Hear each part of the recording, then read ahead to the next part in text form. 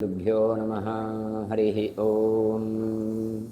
जन्माद्यस्य यतोऽन्वयादितरतश्चार्थेष्वभिज्ञस्वराट् तेने ब्रह्म हृदाय आदिकवये मुह्यन्ति यं सूरयः तेजो वारिमृदां यथा विनिमयो यत्र त्रिसर्गो मृषा धाम्ना स्वेन सदा निरस्तकुहकं सत्यं परं धीमहि जयति हरिरचिन्तः सर्वदेवैकवन्द्यः परमगुरुरभीष्टावाप्तितः सज्जनानां निखिलगुणगणारुणो नित्यनिर्मुक्तदोषः सरसिजनेनोऽसौ श्रीपतिर्मानदो नः।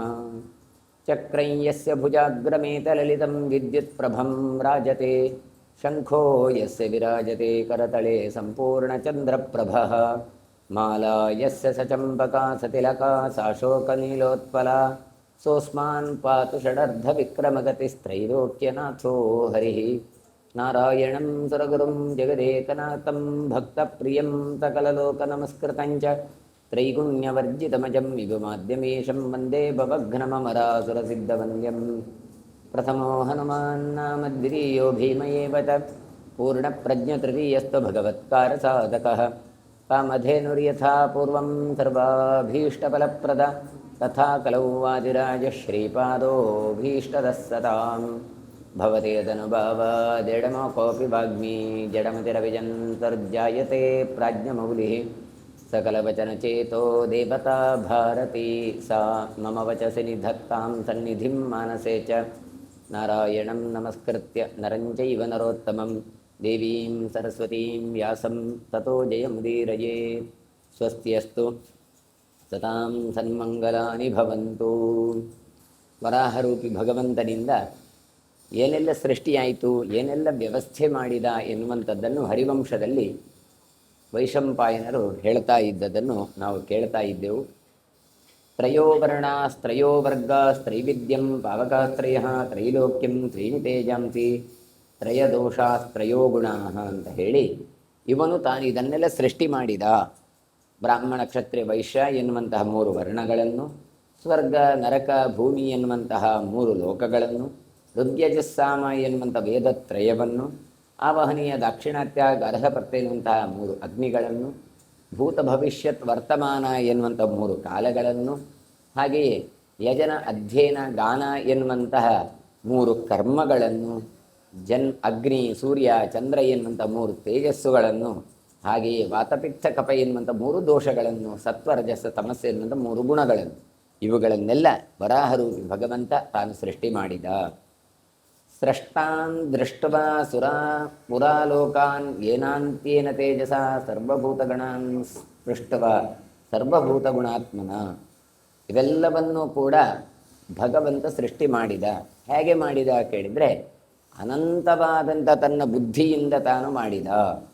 ಸಮಸ್ತ ಭೂತಗಳ ಗುಂಪನ್ನು ಸೃಷ್ಟಿದ ಭಗವಂತ ಸರ್ವಭೂತಗಳ ಅಂತರ್ಯಾಮಿದ್ದುಕೊಂಡು ಗುಣಗಳನ್ನು ತಾನು ನಿಯಮನ ಮಾಡ್ತಾ ಇದ್ದವ ಭಗವಂತ ಅಂತ ಹೇಳಿ, ನೃಣಾಂ ಇಂದ್ರಿಯ ರೂಪೇಣ ಯೋಗೇನ ರಮತೆ ಚ ಯಃ ಗತಾಗತಾಭ್ಯಾಂ ಯೋನೇತ ತಥೈವ ಚ ವಿಧೀಶ್ವರ.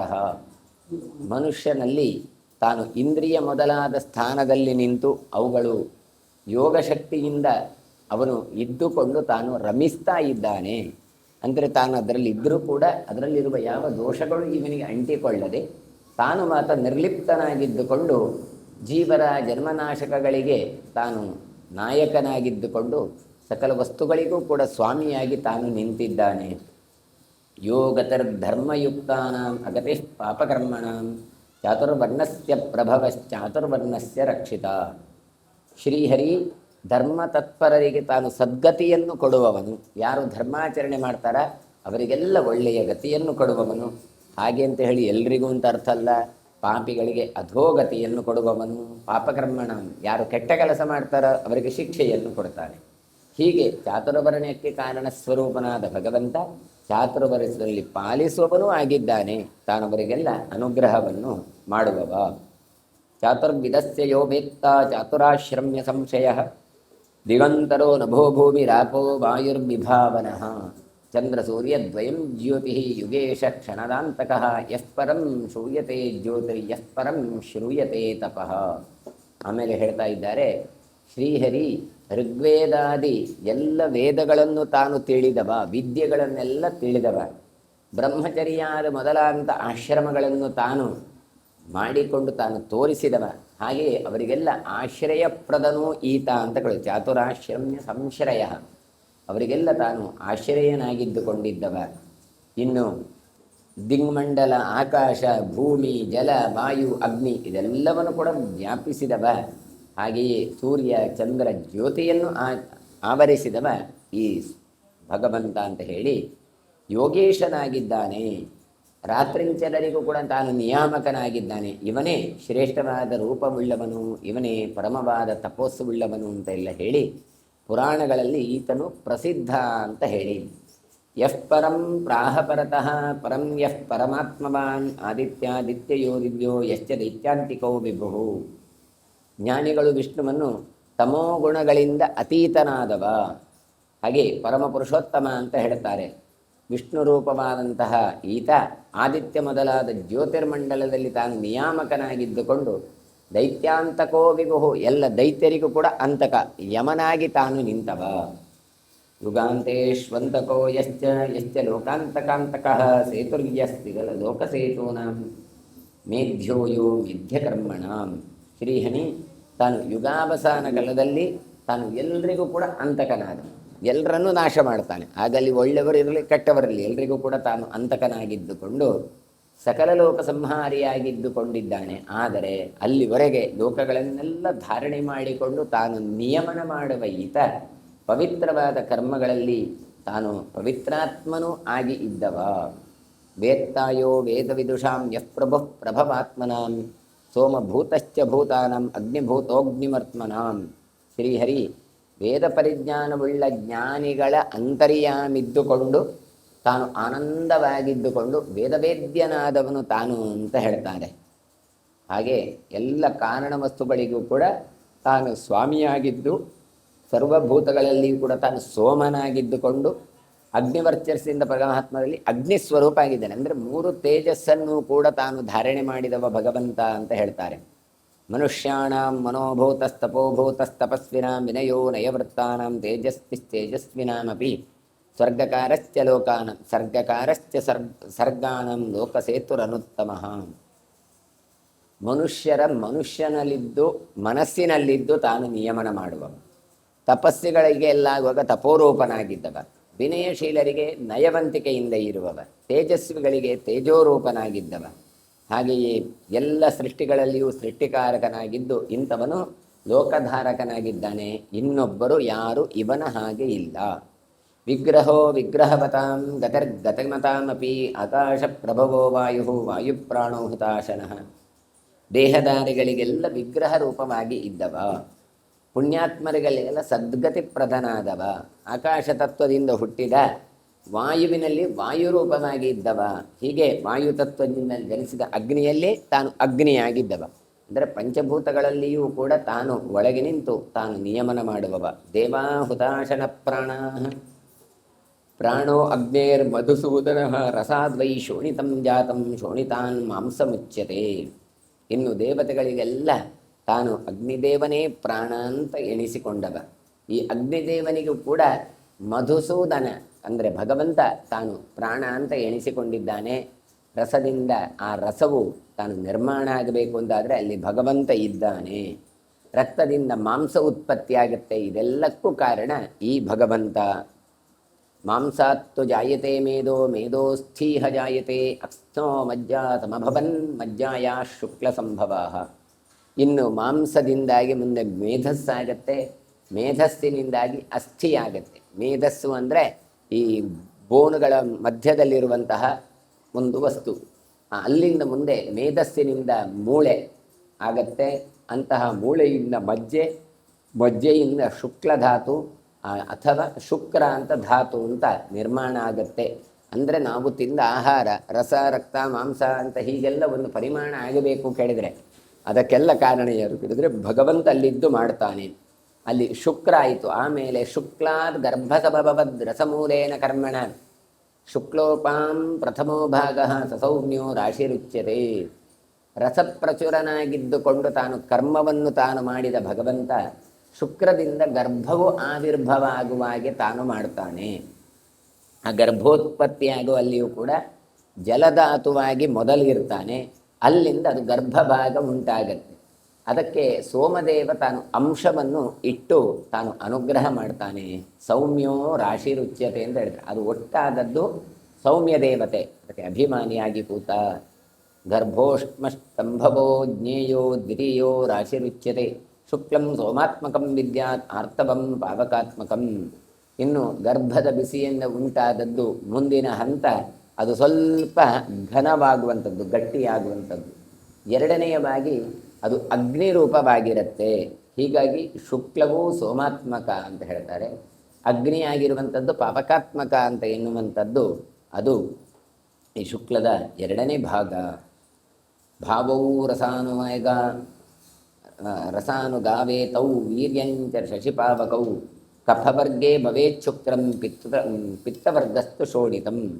ಇನ್ನು ಶುಕ್ಲ ಮತ್ತು ಶೋಣಿತ ಅಂತ ಆ ಎರಡು ಭಾವಗಳು ಎರಡು ಸೇರಿ ರಸ ಅಂತ ಒಂದು ತತ್ವ ಆಗತ್ತೆ. ಅಲ್ಲಿಂದ ಇವೆರಡಕ್ಕೂ ಕೂಡ ಸೋಮ ಮತ್ತು ಅಗ್ನಿ ಅಂದರೆ ಸೂರ್ಯ ಮತ್ತು ಚಂದ್ರರು ನಿಯಾಮಕರಾಗಿರ್ತಾರೆ.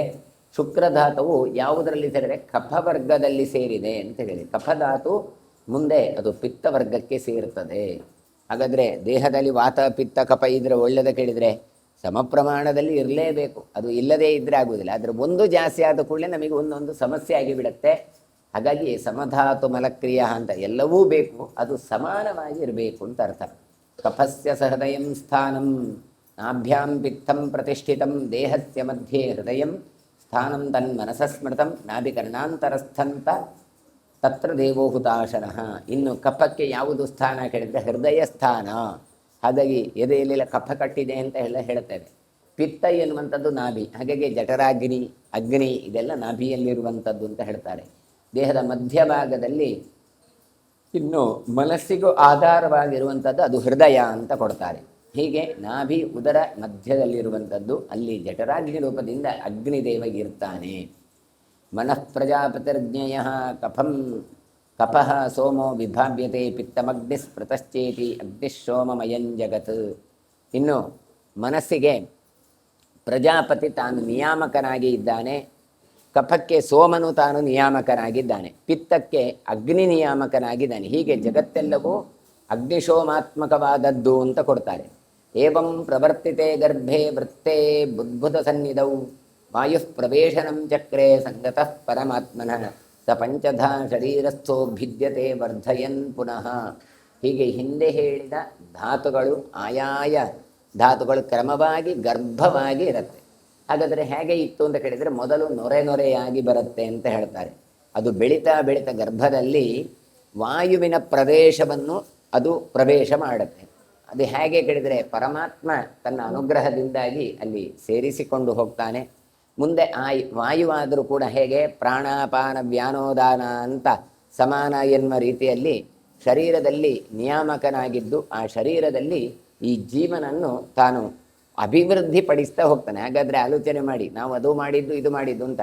ಆದರೆ ಗರ್ಭದಲ್ಲಿರುವಾಗ ಆ ಶುಕ್ರಧಾತುಗಳು ಒಟ್ಟಾಗಿ ಅದೊಂದು ಮಗುವಾಗಿ ಅದು ಬೆಳೆಯುವಾಗ ಅದೆಲ್ಲವನ್ನು ಯಾರು ನಿಯಮನ ಮಾಡಿದ್ದು? ನಾವೇನು ಗರ್ಭಕ್ಕೆ ಪ್ರವೇಶ ಮಾಡಲಿಕ್ಕೆ ಸಾಧ್ಯ ಇಲ್ಲ. ಅದೆಲ್ಲ ಮಾಡುವಂಥವನು ಅವನು ಭಗವಂತ, ಅವ ವರಾಹ ಅಂತ ಹೇಳಿಕೊಂಡು ಹೇಳ್ತಾರೆ. ಪ್ರಾಣಾಪಾನೋ ಸಮಾನಶ್ಚ ಉದಾನೋ ವ್ಯಾನ ಏವಚ ಪ್ರಾಣೋಸ್ಯ ಪರಮಾತ್ಮಾನಂ ವರ್ಧಯನ್ ಪರಿವರ್ಧತೆ. ಇನ್ನು ಹೇಳ್ತಾರೆ ಪಂಚಪ್ರಾಣರಲ್ಲಿ ಅಂದರೆ ಪ್ರಾಣಾಪಾನ ವ್ಯಾನೋದಾನ ಸಮಾನ ಎನ್ನುವಂತಹ ಈ ಪಂಚಪ್ರಾಣರಲ್ಲಿ ಪ್ರಾಣ ಎನ್ನುವಂಥ ವಾಯು ಉಂಟಲ್ಲ, ಅದು ಪರಮಾತ್ಮ ಅದನ್ನು ಅಭಿವೃದ್ಧಿ ಪಡಿಸ್ತಾ ಪರಿವರ್ಧತೆ ಸಂಚರಿಸ್ತದೆ. ಅಂದರೆ ಇದು ಯಾಕೆ ಇದನ್ನೆಲ್ಲ ಹೀಗೆಲ್ಲ ಕೇಳ್ತಾರೆ? ಬೇರೆ ಬೇರೆ ಉಪನಿಷತ್ತಿನಲ್ಲಿ ಬಂದಿದೆ. ಆದರೆ ಅಲ್ಲಿ ಜನಮೇಜೆಯ ಪ್ರಶ್ನೆ ಹೀಗೆಲ್ಲ ಮಾಡಿದ್ದ. ಭಗವಂತ ಹೇಗೆ ಇದ್ದಾನೆ, ಅವ ಯಾಕೆ ಬರ್ತಾನೆ, ಇಂಥವನು ಅಂಥವನು ಅವ ಯಾಕೆ ಹುಟ್ಟಿಕೊಂಡ, ಅವನು ಏನು ಮಾಡ್ತಾನೆ ಅಂತೇಳಿ. ಹಾಗಾಗಿ ಅವನ ಪ್ರಶ್ನೆಗೆ ಸರಿಯಾಗಿ ಇಂಥದ್ದೆಲ್ಲ ಕೇಳ್ತಾರೆ. ನಮಗೆ ಅನಿಸ್ತದೆ ಇದು ಎಲ್ಲವೂ ಅವನೇ ಮಾಡೋದು, ಮತ್ತು ಇದನ್ನು ಏನು ಕೇಳ್ತೀರಿ ಅಂದರೆ ಅವರ ಪ್ರಶ್ನೆಯನ್ನು ಕೇಳಿದ್ದ. ಹಾಗಾಗಿ ಅದನ್ನು ಹೇಳ್ತಾ ಇದ್ದಾರೆ. ಅಪಾನಃ ಪಶ್ಚಿಮಂ ಕಾಯಮುದಾನೋರ್ಧ್ವಂ ಶರೀರಗಃ ವ್ಯಾನೋ ವ್ಯಾನೀಯತೆ ಯೇನ ಸಮಾನ ಸನ್ನಿವರ್ತತೆ ಭೂತಾವಾಪ್ತಿಸ್ತತಸ್ತಸ್ಯ ಜಾಯತೇಂದ್ರಿಯ ಗೋಚರ. ಇನ್ನು ಅಪಾನ ಉಂಟಲ್ಲ, ಅದು ಶರೀರದ ಅಧೋಭಾಗವನ್ನು ಅವಲಂಬಿಸಿದೆ. ಊರ್ಧ್ವಂ ಪ್ರಾಣಮನ್ನಯತಿ ಅಪಾನಂ ಪ್ರತ್ಯಗಸ್ಯತಿ ಅಂತ. ಮಧ್ಯೆ ವಾಮನಮಾಸೀನಂ ವಿಶ್ವೇ ದೇವ ಉಪಾಸತೆ ಅಂತ ಸ್ತೋತ್ರ ಮಾಡ್ತಾರೆ ಒಂದು ಕಡೆ. ಹಾಗಾಗಿ ಪ್ರಾಣ ಮೇಲೆ ಹೋಗಬೇಕು, ಅಪಾನ ಕೆಳಗೆ ಹೋಗ್ಬೇಕು. ಇದನ್ನೆಲ್ಲ ಮಾಡೋದು ಯಾರು ಕೇಳಿದರೆ ವಾಮನ ರೂಪಿ ಭಗವಂತ ಮಾಡ್ತಾನೆ ಅಂತ ಉಪನಿಷತ್ತು ಹೇಳುತ್ತೆ. ಹಾಗಾಗಿ ಹೇಳ್ತಾರೆ ಶರೀರದ ಅರ್ಧ ಭಾಗವನ್ನು ಅಪಾನ ಪಶ್ಚಿಮಂ ಕಾಯಂ ಉದಾನೋರ್ಧ್ವಂ ಶರೀರಗಃ ಅಂತ. ಉದಾನವಾಯು ಶರೀರದ ಊರ್ಧ್ವ ಭಾಗವನ್ನು ಅವಲಂಬಿಸಿದೆ. ವ್ಯಾನವಾಯು ಅದು ವೀರ್ಯಕರ್ಮಗಳಿಗೆ ಕಾರಣವಾಗಿದೆ. ಸಮಾನವಾಯು ಆಹಾರವನ್ನು ಸಂಧಿ ಬಂಧನಗಳಲ್ಲಿ ಸಮವಾಗಿ ಇರುವಂತೆ ಸಂಚರಿಸ್ತದೆ. ಇದರ ಆಧಾರದಿಂದ ಆಯಾ ಭೂತಗಳಿಂದ ಇಂದ್ರಿಯ ರೂಪವಾದ ಪರಿಮಾಣ ಅದು ಪರಿಣಾಮ ಎನ್ನುವಂಥದ್ದು ಲಭಿಸ್ತದೆ ಅಂತ. ನಮಗೆ ಇದನ್ನೆಲ್ಲ ನೋಡುವಾಗ ಇದೆಲ್ಲ ಎಂಥದೋ ಹೇಳ್ತಾರೆ, ಒಂದು ತಲೆಗೆ ಹೋಗೋದಿಲ್ಲ ಅಂತ ಆಗತ್ತೆ. ಒಂದು ಆಲೋಚನೆ ಮಾಡಿ, ಒಂದು ಯಾವುದು ಕುತ್ತಿಗೆ ನೋವಿತ್ತೆ ಅಂತ ಇಟ್ಟುಕೊಳ್ತೇವೆ. ಅದಕ್ಕೇನು ಮಾಡ್ತೇವೆ ನಾವು? ವೈದ್ಯರ ಹತ್ರ ಹೋಗಿ ಯಾವುದೋ ಒಂದು ಗುಳಿಗೆಯನ್ನು ತೆಕ್ಕೊಳ್ತೇವೆ, ಟ್ಯಾಬ್ಲೆಟ್ ತೆಕ್ಕೊಂಡ್ರೆ ಕುತ್ತಿಗೆ ನೋವು ಕಡಿಮೆ ಆಗುತ್ತೆ. ಇದೆಲ್ಲರಿಗೂ ಗೊತ್ತುಂಟು. ಅದು ಹೇಗೆ? ಈಗ ನೋಡಿ, ತೆಕ್ಕೊಂಡದ್ದು ಇನ್ನು ಕುತ್ತಿಗೆ ಕೊಟ್ಟದ್ದಲ್ಲ, ತೆಕ್ಕೊಂಡದ್ದು ಹೊಟ್ಟೆಗೆ. ಕಣ್ಣು ನೋವು ಬಂತು ಅಂತ ಇಟ್ಟುಕೊಳ್ಳುವ, ಯಾವುದೋ ಮದ್ದು ತೆಕ್ಕೊಂಡದ್ದು ಎಲ್ಲಿಗೆ? ಹೊಟ್ಟೆಗೆ ತೆಕ್ಕೊಂಡದ್ದು. ಅದು ಅಲ್ಲಿ ಹೋಗಿ ಕೆಲಸ ಮಾಡುತ್ತೆ. ಯಾವುದೋ ಕಾಲಲ್ಲಿ ಏನೋ ಧಾತುಗಳು ಕಡಿಮೆ ಇರುತ್ತೆ, ಮದ್ದು ಕೊಟ್ಟರು, ಕಾಲು ಗಂಟು ನೋವು ಕಡಿಮೆ ಆಯಿತು, ಅದು ಮದ್ದು ತೆಕ್ಕೊಂಡದ್ದೆಲ್ಲ ಹೊಟ್ಟೆಗೆ. ಆದರೆ ತೆಕ್ಕೊಂಡ ಪದಾರ್ಥಗಳು ಎಲ್ಲೆಲ್ಲಿ ನ್ಯೂನತೆಗಳನ್ನು ಉಂಟದೋ ಅಲ್ಲಿ ಹೋಗಿ ಅದನ್ನು ಸೇರಿಕೊಳ್ಳುತ್ತೆ. ಇದೆಲ್ಲ ಯಾರು ಮಾಡಿದ್ದು? ಹಾಗಾದರೆ ಈ ರೀತಿಯಾಗಿ ಆಯಾಯ ದ್ರವ್ಯಗಳನ್ನು ಆಯಾಯ ಜಾಗಕ್ಕೆ ಕೊಂಡೋಗಿ ಪ್ರಾಣಾಪಾನ ವಾಯುಗಳನ್ನು ಇಟ್ಟದ್ದು ಇದೆಲ್ಲ ಭಗವಂತನದ್ದು ಅದ್ಭುತ. ಹೀಗೆ ನೋಡಿದರೆ ಮತ್ತೆ ಮಾತ್ರೆ ತಗೊಂಡದ್ದು ಸುಮ್ಮನೆ ಮಾತ್ರೆ ತಗೊಳ್ಳೋದು, ನೋವಿಗೆಲ್ವ ಮಾತ್ರೆ ತಗೊಂಡದ್ದು ಅಂತ ಹೇಳುತ್ತೇವೆ. ಆದರೂ ಕೂಡ ಆ ಪೇಯ್ನ್ ಕಿಲ್ಲರ್ ಇರ್ಬೋದು, ಯಾವುದೋ ಇರಲಿ, ಯಾವ ಯಾವ ಭಾಗಕ್ಕೋ ಉಂಟೋ ಆಯಾಯ ಭಾಗಕ್ಕೆ ಇಂಜೆಕ್ಟ್ ಮಾಡೋದಲ್ಲ, ತಗೊಂಡದ್ದು ಹೊಟ್ಟೆಗೆ. ಆದರೆ ಆಯಾಯ ಪಾರ್ಟಿಗೆ ಹೋಗಿ ಅದು ಕೆಲಸ ಮಾಡುತ್ತೆ. ಹಾಗಾದರೆ ಇದು ಅದ್ಭುತ. ಅದಕ್ಕೆ ಇಲ್ಲಿ ಹೇಳ್ತಾರೆ ಅದೆಲ್ಲವನ್ನು ಮಾಡೋದು ಯಾರು ಕೇಳಿದರೆ ಭಗವಂತ. ಹಾಗಾಗಿ ಒಳಗಿರುವ ಗಾಳಿಯನ್ನು ಮೇಲೆ ಕೆಳಗೆ ಆಚೆ ಈಚೆ ಎಲ್ಲ ಕೊಂಡೋಗಿ ನಿಯಮನ ಮಾಡುವವನು. ಪೃಥಿವಿ ವಾಯುರಾಕಾಶ ಶಾಪೋ ಜ್ಯೋತಿಶ್ಚ ಪಂಚಮಂ ತಸ್ಯೇಂದ್ರಿಯ ನಿಷ್ಠಾನಿ ಸ್ವಂ ಸ್ವಂ ಯೋಗಂ ಪ್ರಚಕ್ರಿರೆ. ಇನ್ನು ನೋಡಿ, ಪಂಚಭೂತಗಳು ಇದ್ದಾವೆ. ಯಾವುದು? ನೀರು, ಗಾಳಿ, ಬೆಂಕಿ, ಮಣ್ಣು, ಆಕಾಶ. ಪೃಥಿವ್ಯಾಪ್ ತೇಜ ವಾಯುವಾಕಾಶ ತೇಜಸ್ಸು ಅಂತ ಪಂಚಭೂತಗಳು ಉಂಟು. ಅವುಗಳು ಮಾತ್ರಾರೂಪವಾಗಿ ದೇಹವನ್ನು ಪ್ರವೇಶಿಸಿ ತಮ್ಮ ತಮ್ಮ ಸಾರರೂಪವಾದ ಸಮಸ್ತ ಇಂದ್ರಿಯಗಳಲ್ಲಿ ಅಧಿಷ್ಠಾನದಿದ್ದಿಂದು ತಮ್ಮ ತಮ್ಮ ವ್ಯಾಪಾರಗಳನ್ನು ಮಾಡ್ತವೆ. ಈ ಆಯುರ್ವೇದಾದಿ ಗ್ರಂಥಗಳಿರ್ಬೋದು, ಯಾವುದೇ ಇರಲಿ, ನಿಮಗೆ ಕಣ್ಣು ಕಾಣೋದಿಲ್ಲ ಅಂತ ಇಟ್ಟುಕೊಳ್ಳುವ. ಹಾಗೆ ಏನು ಮಾಡ್ತಾರೆ ಅಲ್ಲಿ ಹೇಳ್ತಾರೆ, ನಿಮಗೆ ಕಣ್ಣಿಗೆ ಇದು ಬೇಕು ಅಂತ ಹೇಳಿದರೆ ಸಿ ವಿಟಮಿನ್ ತಗೊಳ್ಳಿ ಅಂತ ಹೇಳ್ತಾರೆ, ನೆಲ್ಲಿಕಾಯಿ ತಿನ್ನಿ ಅಂತ ಹೇಳ್ತಾರೆ. ಅಂದರೆ ಏನು ತೈಜಸವಾದ ಪದಾರ್ಥಗಳು ಇರ್ತದೋ ಅಂಥದ್ದನ್ನು ತೆಕೊಂಡಾಗ ಕಣ್ಣಿನಲ್ಲಿ ತೇಜಸ್ಸಿದೆ, ಅದು ಸರಿಯಾಗ್ತಾ ಹೋಗ್ತದೆ. ಅಂದರೆ ಇಲ್ಲಿಯೂ ತೇಜಸ್ಸು, ಕಣ್ಣಿನಲ್ಲಿಯೂ ಆ ಪದಾರ್ಥಗಳಲ್ಲಿಯೂ ತೇಜಸ್ಸು ಇರ್ತದೆ. ವಾತದ್ದು ಆಚೆ ಈಚೆ ಆಗಬೇಕು ಹೇಳಿದರೆ ಆ ಪದಾರ್ಥಗಳಲ್ಲಿಯೂ ವಾತದ ಉಪಶಮನವಾಗುವಂತಹ ದ್ರವ್ಯಗಳು ತಿನ್ನುವಾಗಲೂ ಅದು ದೇಹದಲ್ಲಿ ಯಾವುದೋ ಒಂದು ವಾತದ ಇನ್ಬ್ಯಾಲೆನ್ಸ್ ಆಗಿದ್ದರೆ ಅದಕ್ಕೆ ಸರಿಯಾದ ಔಷಧ ಕೊಡ್ತಾರೆ. ಅದು ಅಲ್ಲಿಯೇ ಹೋಗಿ ಅಲ್ಲೇ ಆ್ಯಕ್ಟ್ ಮಾಡಬೇಕಲ್ಲ. ಹಾಗಾದರೆ ಆ ರೀತಿ ಆಗಬೇಕು ಅಂತ ಕೇಳಿದರೆ ಆಗ್ತಾ ಉಂಟು, ಅನುಭವಿಸ್ತಾ ಇದ್ದೇವೆ. ಆದರೆ ಅದರ ಬಗ್ಗೆ ಆಲೋಚನೆಯನ್ನು ಮಾಡಲಿಲ್ಲ. ಇವರು ಹೇಳ್ತಾ ಇದ್ದಾರೆ, ಹೀಗೆ ಆಯಾಯ ಪದಾರ್ಥಗಳಲ್ಲಿ ನೀರು, ಗಾಳಿ, ಬೆಣ್ಣೆ, ಮಂಕ, ಆಕಾಶಗಳು ಎಲ್ಲವೂ ಪದಾರ್ಥದಲ್ಲಿ ಉಂಟು. ಪಂಚಭೂತಗಳು ಪದಾರ್ಥದಲ್ಲಿ ಉಂಟು. ಪದಾರ್ಥದಲ್ಲಿದ್ದಂತಹ ಪೃಥಿವಿ ವಾಯುರಾಕಾಶ ಆಪೋ ಜ್ಯೋತಿಶ್ಚ ಪಂಚಮಂ ತಸ್ಯೇಂದ್ರಿಯ ನಿವಿಷ್ಟಾನಿ. ಅದು ಆಯಾಯ ಇಂದ್ರಿಯಗಳಿಗೆ ಹೋಗಿ ಆಯಾಯವಾಗಿ ಕೆಲಸವನ್ನು ಮಾಡ್ತದಲ್ಲ. ಇದು ಹೇಗೆ ಮಾಡುತ್ತೆ ಕೇಳಿದರೆ ವರಾಹರೂಪಿ ಭಗವಂತನಿಂದಾಗಿ. ಭಗವಂತ ಅದನ್ನು ಎಲ್ಲೆಲ್ಲಿಗೆ ಮುಟ್ಟಿಸಬೇಕೋ ಅಲ್ಲಲ್ಲಿಗೆ ಮುಟ್ಟಿಸ್ತಾನೆ. ಪಾರ್ಥಿವಂ ದೇಹಮಾವಸ್ತು ಪ್ರಾಣಾತ್ಮಾನಂಚ ಮಾರುತಾಂ ಛಿದ್ರಾಣಿ ಆಕಾಶಯೋನಿನಿ ಜಲಂ ಸ್ರಾವಂ ಪ್ರಚಕ್ಷತೆ. ಇನ್ನು ದೇಹದಲ್ಲಿರುವಂತಹ ರಚನೆ, ಭೌತಿಕ ಸಂಘರೂಪವಾದಂತಹ ಈ ಶರೀರ ದೇಹ ರಚನೆಯ ಪೃಥಿವಿ ಭಾಗದಿಂದ ಪ್ರಾಣವಾಯುವಿನಿಂದ ಚೇಷ್ಟೆ ವಾಯುವಿನಿಂದ ಉಂಟಾಗುತ್ತೆ. ದೇಹದಲ್ಲಿರುವ ಛಿದ್ರಗಳಿಗೆ ಆಕಾಶ ಕಾರಣ ಆಗುತ್ತೆ. ರಂಧ್ರಗಳಲ್ಲಿ ನೀರು ಸುರಿಸುವ ವ್ಯವಸ್ಥೆ, ಇದು ಎಲ್ಲವೂ ಕೂಡ ಭಗವಂತ ಮಾಡ್ತಾನೆ. ನಮಗೆ ಸ್ವಲ್ಪ ಆಚೆ ಈಚೆ ಆದರೆ ಮೂಗಲ್ಲಿ ಕಣ್ಣು ಉಳಿಲಿಕ್ಕೆ ಶುರುವಾಗುತ್ತೆ, ಕಣ್ಣಿನಲ್ಲಿ ನೀರು ಬರಲಿಕ್ಕೆ, ಕಿವಿಯಲ್ಲಿ ಸೋರ್ಲಿಕ್ಕೆ ಶುರುವಾಗುತ್ತೆ, ಬಾಯಲ್ಲಿ. ಹಾಗಾದರೆ ಇದೆಲ್ಲ ಹೇಗೆ ಆಯಿತು ಕೇಳಿದರೆ ವ್ಯತ್ಯಾಸ ಆದ ಕೂಡಲೇ ಅದನ್ನು ತೋರಿಸುವ ಕೆಲಸವನ್ನು ಭಗವಂತನೇ ಅಲ್ಲಿ ಇದ್ದು ಮಾಡ್ತಾನೆ.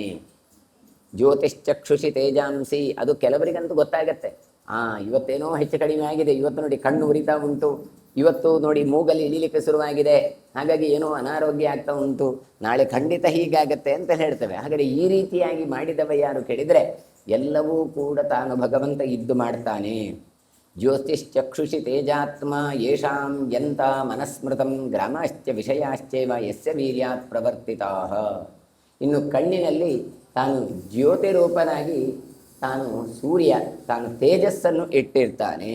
ಹಾಗಾಗಿ ಅವನನ್ನು ನಿಯಮಿಸುವವನು ಅವನು ಯಾರು ಕೇಳಿದರೆ ಮತ್ತೆ ಮನೋನಿಯಾಮಕ. ಇಂದ್ರಿಯಗಳಿಗೆ ಸಂಬಂಧ ವಿಷಯಗಳಿಗೆಲ್ಲವೂ ಕೂಡ ಭಗವಂತನ ಒಂದು ಅನುಗ್ರಹದಿಂದ ಅವುಗಳು ಪ್ರವೃತ್ತಿಯಾಗುವಂಥದ್ದು. ಇತ್ಯೇತಾನ್ ಪುರುಷಸ್ಸರ್ವಾನ್ ಸೃಜನ್ ಲೋಕಾನ್ ಸನಾತನಃ ನೈಧನೇಸ್ಮಿನ್ ಕಥಂ ಲೋಕೆ ನರತ್ವಂ ವಿಷ್ಣುರಾಗತಃ. ಈ ರೀತಿಯಾಗಿ ಭಗವಂತ ಎಲ್ಲವನ್ನೂ ಸೃಷ್ಟಿಸ್ತಾ ಲೋಕಗಳನ್ನು, ವ್ಯಕ್ತಿಗಳನ್ನು, ಧಾತುಗಳನ್ನು ಎಲ್ಲವನ್ನು ಸೃಷ್ಟಿಸ್ತಾ ತಾನು ನಡೆಸ್ತಾನೆ. ಹೇಗೆ ಕೇಳಿದರೆ ತನ್ನ ಸ್ವಸಾಮರ್ಥ್ಯದಿಂದ ನಡೆಸ್ತಾ ಇದ್ದಾನೆ. ಇಂತಹ ಸರ್ವನಿಯಾಮಕನಾದ ವಿಷ್ಣು ತಾನು ಲೋಕದಲ್ಲಿ ಹೇಗೆ ನರತ್ವವನ್ನು ಪಡೆದ ಅಂತ ಮುಂದೆ ಪ್ರಶ್ನಿಸ್ತಾ ಇದ್ದಾರೆ. ಅಂದರೆ ಇವರು ಕೇಳ್ತಾರೆ, ಇಂಥದ್ದನ್ನೆಲ್ಲ ನಿಯಮನ ಮಾಡುವವ ಹೋಗಿ ತಾನು ಮತ್ತೆ ಯಾಕೆ ಭೂಮಿಯಲ್ಲಿ ಅವತಾರ ಮಾಡ್ತಾನೆ, ಕೃಷ್ಣನಾಗಿಯೋ ವರಾಹನಾಗಿಯೋ ಕೂರ್ಮನಾಗಿಯೋ ಅಂತ ಅವರು ಪ್ರಶ್ನಿಸ್ತಾ ಇದ್ದಾರೆ. ಏತನ್ಮೇ ಸಂಶಯಂ ಬ್ರಹ್ಮನ್ ಏಷಮೇ ವಿಸ್ಮಯೋ ಮಹಾನ್ ಕಥಂ ಗತಿರ್ಗತಮಾಪ್ನೋ ಮಾನುಷೀಂತನು ಕಥಂ ಗತಿರ್ಗತಿಮತಾಮಾಪನ್ನೋ ಮಾನುಷೀಂತನು. ಇದು ನನ್ನ ಹೃದಯದಲ್ಲಿರುವ ದೊಡ್ಡ ಆಶ್ಚರ್ಯವೂ ಹೌದು, ದೊಡ್ಡ ಸಂಶಯವೂ ಹೌದು. ನೋಡಿ, ಇದೆಲ್ಲ ನಮಗೂ ಬಂದಿದೆ, ಪ್ರಶ್ನೆ ಇಲ್ಲ ಅಂತಲ್ಲ. ಆದರೆ ನಾವು ಅದನ್ನು ಯಾವುದು ಹಚ್ಚಿಕೊಳ್ಳಿಲ್ಲ. ಅವರಿಗೆ ನೋಡಿ ಇದೇ ದೊಡ್ಡ ಸಂಗತಿ ಅಲ್ಲ, ಅದು ಹೇಗೆ ಅಂತ. ನೀವು ಹೇಗೆ ಕೇಳಿದರೆ ಹಾಗೆ ನಂಬುತ್ತಾರೆ ಅಷ್ಟೇ, ಮತ್ತೆಂಥದ್ದು ಇಲ್ಲ. ಇವರು ಅದನ್ನೇ ಕೇಳ್ತಾ ಇದ್ದಾರೆ, ಇದು ಹೇಗೆ ಉಂಟಾಯಿತು. ಹಾಗಾದರೆ ಸದ್ಗತಿ ಪ್ರಾಪ್ತಿಯನ್ನು ಹೊಂದುವವರಿಗೆ ಸದ್ಗತಿ ರೂಪನಾದವ ಯಾರು? ಭಗವಂತ ಪುರುಷ. ಅಂತಹವರಿಗೆ ಯಾಕೆ ತಾನು ಹುಟ್ಟಿಕೊಂಡ? ಕಥಂ ಗತಿ ಕೊಡುವಂತಹ ಮೋಕ್ಷ ಕೊಡುವಂತಹ ಭಗವಂತ ತಾನು ಮಾತ್ರ ಯಾಕೆ ಮಾನುಷನಾಗಿ, ಅದು ಮರ್ತ್ಯಲೋಕದಲ್ಲಿ ಮನುಷ್ಯನಾಗಿ ಹುಟ್ಟಿಕೊಂಡ? ಶ್ರುತೋ ಮೇ ಸ್ವಸ್ಯ ವಂಶಸ್ಯ ಪೂರ್ವಜಾನಾಂಚ ಸಂಭವ ಶ್ರೋತಮಿಚ್ಚಾಮಿ ವಿಷ್ಣೋಸ್ತು ವೃಷ್ಣೀನಾಂಚ ಯಥಾಕ್ರಮಂ. ಇನ್ನು ನೀವು ಬಹಳವಾಗಿ ಹೇಳಿದ್ದೀರಿ ವೈಶಂಪಾಯನರೇ, ನನ್ನ ಪೂರ್ವಜರ ಉತ್ಪತ್ತಿಯ ಬಗ್ಗೆ ಎಲ್ಲ ಬಹಳ ಕೇಳಿದ್ದೇನೆ. ಆದರೆ ವಿಷ್ಣು ಇದ್ದಾನಲ್ಲ, ಅವತಾರ ಮಾಡಿಕೊಂಡು ವೃಷ್ಣಿ ವಂಶದಲ್ಲಿ ಬಂದು ನಮ್ಮ ವಂಶವನ್ನೆಲ್ಲ ವಿಸ್ತಾರ ಮಾಡಿದಲ್ಲ, ಅದೆಲ್ಲ ನನಗೆ ವಿಶದವಾಗಿ ನೀವು ತಿಳಿಸಿಕೊಡಬೇಕು ಅಂತ ಮತ್ತೆ ಕೇಳ್ತಾ ಇದ್ದಾರೆ. ಆಶ್ಚರ್ಯಂ ಪರಮಂ ವಿಷ್ಣು ದೇವದೈತ್ಯೈಶ್ಚ ಕಥ್ಯತೆ ವಿಷ್ಣುರುತ್ಪತ್ತಿಮಾಶ್ಚರ್ಯಂ ಮಮಾಚಕ್ಷ್ವ ಮಹಾಮನೆ. ವಿಷ್ಣು ದೇವತೆಗಳಿಗೂ ದೈತ್ಯರಿಗೂ ಎಲ್ರಿಗೂ ಆಶ್ಚರ್ಯ ಅಂತ ಹೇಳುವವರು. ಅಂದರೆ ಯಾರಿಗೂ ಇವ ಹೇಗೆ ಏನು ಎಂಥದು ಅಂತ ತಿಳ್ಕೊಳ್ಳಿಕ್ಕೆ ಸಾಧ್ಯ ಇಲ್ಲ. ಅಂತಹ ವಿಷ್ಣುವಿನದ್ದೇ ಉತ್ಪತ್ತಿ ಅಂತ ಕೇಳಿದರೆ ಅದು ದೊಡ್ಡ ಸಂಗತಿ. ಆದ್ದರಿಂದ ಮಹರ್ಷಿಗಳೇ ನನಗೆ ಅದನ್ನು ತಿಳಿಸಿಕೊಡಬೇಕು. ಏತದಾಶ್ಚರ್ಯಮಾಖ್ಯಾನಂ ಕಥಯಸ್ವ ಸುಖಾವಹಂ ಪ್ರಖ್ಯಾತ ಬಲವೀರ್ಯಸ್ಯ ವಿಷ್ಣೋರಮಿತ ತೇಜಸಃ ಕರ್ಮಶ್ಚಾಶ್ಚರ್ಯಭೂತಂತೋ ಶ್ರೋತಮಿಚ್ಚಾಮಿ ತತ್ವತಃ ವ್ಯಾಪಿನೋ ದೇವದೇವಸ್ಯ ಸಂಭವಂ ವಕ್ತುಮರ್ಹಸಿ. ಇವ ಹೇಳ್ತಾನೆ, ನಮಗೆ ಅದು ಸುಖ ಕೊಡುವಂತಹ ಆಶ್ಚರ್ಯಪ್ರದನಾದ ಭಗವಂತನ ಚರಿತ್ರೆ. ಹಾಗಾಗಿ ಈ ಭಗವಂತನ ಕಥೆಯನ್ನು ನಮಗೆ ಹೇಳಿ ಅಮಿತ ತೇಜಸ್ಸುಳ್ಳಂತಹ ಭಗವಂತನ ಅನುಗ್ರಹ ನಮಗೆ ಆಗುವಾಗಿ ನೀವು ಮಾಡಬೇಕು. ಹಾಗಾಗಿ ಮಹಾವಿಷ್ಣುವಿನ ಮಹಿಮೆಯನ್ನು ತಿಳಿಸಬೇಕು. ಭಗವಂತನ ಎಲ್ಲ ಕೆಲಸಗಳು ಕೂಡ ಆಶ್ಚರ್ಯಕರವಾದದ್ದು. ಅದರಿಂದ ಖಂಡಿತ ನೀವು ಅದನ್ನು ತಿಳಿಸ್ತೀರಿಂದ ನಾನು ಬಗಿತೇನೆ. ಹಾಗಾಗಿ ಸರ್ವಾಂತರ್ಯಾಮಿಯಾದ ದೇವರ ಅಂದರೆ ಭಗವಂತನ, ಕೃಷ್ಣನ, ವರಾಹನ ಇವರ ಅವತಾರದ ಕಥೆಯನ್ನು ನೀವು ಹೇಳುವ ಸಾಮರ್ಥ್ಯವನ್ನು ಪಡೆದಿದ್ದೀರಿ. ಹಾಗಾಗಿ ನನಗೆ ಅದನ್ನು ಹೇಳಬೇಕು ಅಂತ ಕೇಳ್ತಾರೆ. ನೋಡಿ, ಇದು ಪ್ರಶ್ನೆ. ಹಾಗಾದರೆ ಇಷ್ಟು ಪ್ರಶ್ನೆ ಅಂದರೆ ಅವರಷ್ಟು ತಿಳ್ಕೊಂಡಿದ್ದಾರೆ. ಹಾಗಾದರೆ ಉತ್ತರ, ಇದಕ್ಕಿಂತಲೂ ಘನವಾದಂಥ ಉತ್ತರವನ್ನು ಜನಮೇಜಯನಿಗೆ ಕೊಡಬೇಕಾಗತ್ತೆ ವೈಶಂಪಾಯನರು. ಹಾಗಾಗಿ ವೈಶಂಪಾಯನರು ಹೇಳ್ತಾರೆ, ಪ್ರಶ್ನಭಾರೋ ಮಹಾಂಸ್ತಾತ ತ್ವಯೋಕ್ತ ಶಾರ್ಂಗಧನ್ವನಿ ಯಥಾಶಕ್ತಿ ಪ್ರವಕ್ಷ್ಯಾಮಿ ಶ್ರೂಯತಾಂ ವೈಷ್ಣವಂ ಯಶಃ. ಜನಮೇಜಯ ಶಾರ್ಂಗಧನುವನ್ನು ಧರಿಸಿದಂತಹ ಮಹಾವಿಷ್ಣುವಿನ ವಿಷಯದಲ್ಲಿ ಅದನ್ನು ಹೇಳಲಿಕ್ಕಾಗದ ದೊಡ್ಡ ಪ್ರಶ್ನೆಯನ್ನು ಕೇಳಿದ್ಯಪ್ಪ. ಹಾಗಾಗಿ ಭಗವಂತನ ಕೀರ್ತಿಯನ್ನು ಹೇಳಲಿಕ್ಕೆ ಸಾಧ್ಯ ಇಲ್ಲ. ಆದರೆ ಏನು ಹೇಳ್ತಾನೆ ಗೊತ್ತಾ? ಯಥಾಶಕ್ತಿ ಪ್ರವಕ್ಷ್ಯಾಮಿ. ಅವನು ಧನುಸ್ಸನ್ನೆಲ್ಲ ಹಿಡ್ಕೊಂಡವ, ಅಂಥವನ ಚರಿತ್ರೆ ಪೂರ್ತಿ ಹೇಳಲಿಕ್ಕೆ ಸಾಧ್ಯ ಇಲ್ಲ. ಆದ್ದರಿಂದ ನನಗೆ ಎಷ್ಟು ಕೂಡಿತೋ ಅಷ್ಟನ್ನು ಹೇಳ್ತೇನೆ. ಹಾಗಾದರೆ ನಾನು ಹೇಳಿದ್ದೆಲ್ಲ ಭಗವಂತನ ಚರಿತ್ರೆ ಅಂತ ಅರ್ಥ ಅಲ್ಲ. ಯಥಾಶಕ್ತಿ ಅಂದರೆ ನನಗೆ ಇರುವ ಸಾಮರ್ಥ್ಯದಿಂದ ಎಷ್ಟು ಸಾಮರ್ಥ್ಯ ಉಂಟು ಅಷ್ಟು ಪ್ರಯತ್ನ ಪಟ್ಟು ನಿನಗೆ ಹೇಳುತ್ತೇನೆ.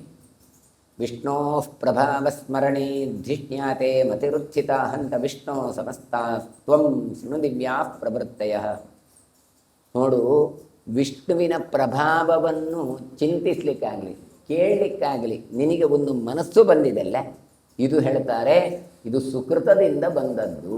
ನೋಡಿ, ದೇವರ ಬಗ್ಗೆ ಕೇಳಬೇಕಾದ್ರೂ ಹೇಳಬೇಕಾದ್ರೂ ಚಿಂತನೆ ಮಾಡಬೇಕಾದ್ರೂ ಅದಕ್ಕೊಂದು ಯೋಗ್ಯತೆ, ಒಂದು ಪುಣ್ಯ ಅಂತ ಇದೆ.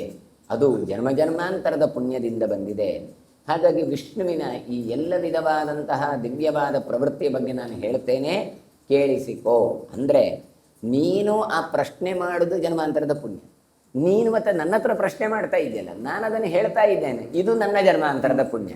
ಹಾಗಾದರೆ ಇದನ್ನು ಕೇಳುವವರಿಗೆ ಅವರಿಗೂ ಜನ್ಮಾಂತರದ ಪುಣ್ಯ. ಹಾಗಾದರೆ ಪುಣ್ಯ ಇದ್ದರೆ ಮಾತ್ರ ಭಗವಂತನ ಬಗ್ಗೆ ಚಿಂತನೆ ಬರುತ್ತೆ, ಇಲ್ಲದಿದ್ದರೆ ಚಿಂತೆಯೇ ಬರುತ್ತೆ. ಅಯ್ಯೋ ದೇವರೊಬ್ಬ ಯಾಕೆ ಸೃಷ್ಟಿ ಮಾಡಿದಪ್ಪ ಅಂತ ಚಿಂತೆಯೇ ಬರುತ್ತೆ. ಅದಕ್ಕೋಸ್ಕರ ಹೇಳ್ತಾ ಇದ್ದಾರೆ, ನಾನು ಯಥಾಶಕ್ತಿ ನಿಮಗೆ ಹೇಳ್ತೇನೆ.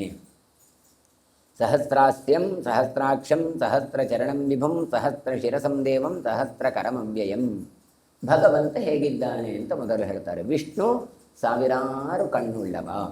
ಸಾವಿರ ಕಣ್ಣು ಅಂದರೆ ನಮ್ಮ ಲೆಕ್ಕ ಮಾಡಿದಾಗ 1000 ಅಂತ ಅರ್ಥ ಮಾಡೋದಲ್ಲ. ಸಹಸ್ರ ಅಂದರೆ ಸಹಸರಂತೀತಿ ಸಹಸ್ರ, ಅವನ ಜೊತೆಗೆ ಇರುವಂಥದ್ದು. ನಮಗೆ ಒಂದು ಸಲ ಕಣ್ಣು ಹೋಗ್ತದೆ, ಒಂದೊಂದು ಸಲ ಕಣ್ಣು ಬರುತ್ತೆ. ಭಗವಂತನಿಗೆ ಹಾಗಲ್ಲ, ಅದು ಎಂದಿಗೂ ಹೋಗಲಿಕ್ಕೆ ಇಲ್ಲ, ಒಟ್ಟೊಟ್ಟಿಗೆ ಇರುವಂಥದ್ದು. ಹಾಗಾಗಿ ಅವನು ಸಾವಿರಾರು ಕಣ್ಣು ಉಳ್ಳವನು, ಸಾವಿರಾರು ಮುಖವುಳ್ಳವನು, ಸಾವಿರಾರು ಕಾಲುಗಳುಳ್ಳವನು, ಸರ್ವಸಮರ್ಥನಾಗಿದ್ದವ, ಸಾವಿರಾರು ತಲೆ ಉಳ್ಳವ, ಸಾವಿರಾರು ಕೈಯುಳ್ಳವ. ಇಷ್ಟು ಮಾತ್ರ ಹೇಳಿ ಕ್ರೀಡಾದಿ ಗುಣವಿಶಿಷ್ಟನಾದವನು, ಮತ್ತೆ ನಾಶವೇ ಇಲ್ಲದವನು ಭಗವಂತ ಅಂತ ಹೇಳ್ತಾರೆ. ಸಹಸ್ರಜಿಕ್ವಂ ಸಹಸ್ರಂ ಸಹಸ್ರ ಮುಕುಟಂ ವಿಭುಂ ಸಹಸ್ರದಂ ಸಹಸ್ರಾದಿಂ ಸಹಸ್ರಭುಜಮಕ್ಷಯಂ. ಸಾವಿರಾರು ನಾಲಿಗೆ ನೋಡಿ, 2 ನಾಲಿಗೆ ಇರಬಾರ್ದು, ಸಾವಿರಾರು ನಾಲಿಗೆ ಇರಬಾರ್ದು ಅಂತಿಲ್ಲ. ಹಾಗೆ ಇವನು ಸಾವಿರಾರು ನಾಲಿಗೆಯನ್ನು ಪಡೆದಿದ್ದಾನೆ, ಸಾವಿರಾರು ಕಿರೀಟ, ಸಾವಿರಾರು ಮುಕುಟ ಅಂದರೆ ಕಿರೀಟ ಹೊಂದಿದ್ದಾನೆ. ಆಮೇಲೆ ಸಮರ್ಥವಾದಂತಹ ಆ ವಿಷ್ಣು ತಾನು ಬಗೆವಾದಂಥ ವೈಭವವನ್ನು ತಾನು ನೀಡಿದ್ದಾನೆ. ಸಾವಿರಾರು ಜೀವಿಗಳಿಗೆ ತಾನು ಮೊದಲಿಗನಾಗಿದ್ದಾನೆ. ಸಾವಿರಾರು ಭುಜವುಳ್ಳವನು ಅಕ್ಷಯನಾಗಿದ್ದಾನೆ. ಸಾವಿರ ಅಂದರೆ ಎಲ್ಲರ ಒಟ್ಟಿಗೆ ನೋಡಿ, ಎಷ್ಟು ಜೀವಿಗಳಿದ್ದಾರೆ? ಸಹಸ್ರ ಅಂತ ಹೇಳ್ತಾರೆ. ಅಂದರೆ ಅನಂತವಾದಂಥ ಜೀವಿಗಳಿದ್ದಾರೆ, ಅದರಲ್ಲಿ ಎಲ್ಲ ಅನಂತ ರೂಪವಾಗಿ ತಾನು ನಿಂತಿದ್ದಾನೆ. ಎಷ್ಟು ಕಣ್ಣುಂಟೋ ಅಷ್ಟು ಕಣ್ಣಿನಲ್ಲಿ ತಾನು ನಿಂತಿದ್ದಾನೆ. ಹಾಗಾದರೆ ಎಷ್ಟು ಕಣ್ಣು? ಸಹಸ್ರಾರು ಅಂತ. ಈಗ ಹಾಗಾದರೆ ಸಾವಿರ ಅಂತ ಹೇಳಿದರೆ ಸಾವಿರ ಅಂತ ಅರ್ಥ ಅಲ್ಲ. ಎಷ್ಟು ಜನ ಇದ್ದರು? 106 ಜನ ಬಂದಿದ್ರು ಅಂದರೆ 100 + 6 ಅರ್ಥ ಅಲ್ಲ. ಮತ್ತು ಒಂದಿಷ್ಟು ಜನ ಅಂತ ಅರ್ಥ ಮಾಡ್ತೇವೆ. ಹಾಗೆ 10 ದಶಶತ ದಶ ಚದಂ ತತ್ತಚ್ಛತಂ ಅಂತ ಶ್ರುತಿವಾಕ್ಯ. ಶಬ್ದವೆನ್ನುವಂಥದ್ದು ಬಹುತ್ವ ವಿವಕ್ಷೆಯಲ್ಲಿ ಅದಕ್ಕೆ ಸಹಸ್ರ ಅಂತ ಹೆಸರು ಹೇಳಿ. ಹೀಗೆ ಸವನಂ ಹವನಂ ಚೈವ ಹವ್ಯಂ ಹೋತಾರಮೇವ ಚ ಪಾತ್ರಾಣಿ ಚ ಪವಿತ್ರಾಣಿ ವೇದಿಂ ದೀಕ್ಷಾಂಚರಂ ಸ್ರುವಂ.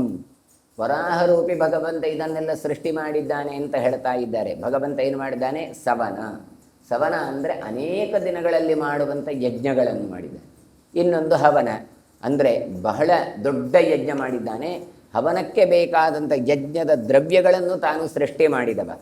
ಈ ವರಾಹರೂಪಿ ಭಗವಂತ ಯಜ್ಞವರಾಹನಾಗಿ ಬಂದು ಯಜಮಾನರನ್ನು ಸೃಷ್ಟಿ ಮಾಡ್ತಾನೆ, ಪವಿತ್ರಗಳನ್ನು ಸೃಷ್ಟಿ ಮಾಡ್ತಾನೆ, ಪಾತ್ರೆಗಳನ್ನು, ಯಜ್ಞವೇದಿಕೆಯನ್ನು, ದೀಕ್ಷೆ, ಹವಿಸ್ಸು, ಸೃವ ಎಲ್ಲವನ್ನು, ಯಜ್ಞಕ್ಕೆ ಬೇಕಾದ ಸಕಲ ಪದಾರ್ಥಗಳನ್ನು ತಾನು ವರಾಹರೂಪದಿಂದಾಗಿ ಸೃಷ್ಟಿ ಮಾಡಿದವ.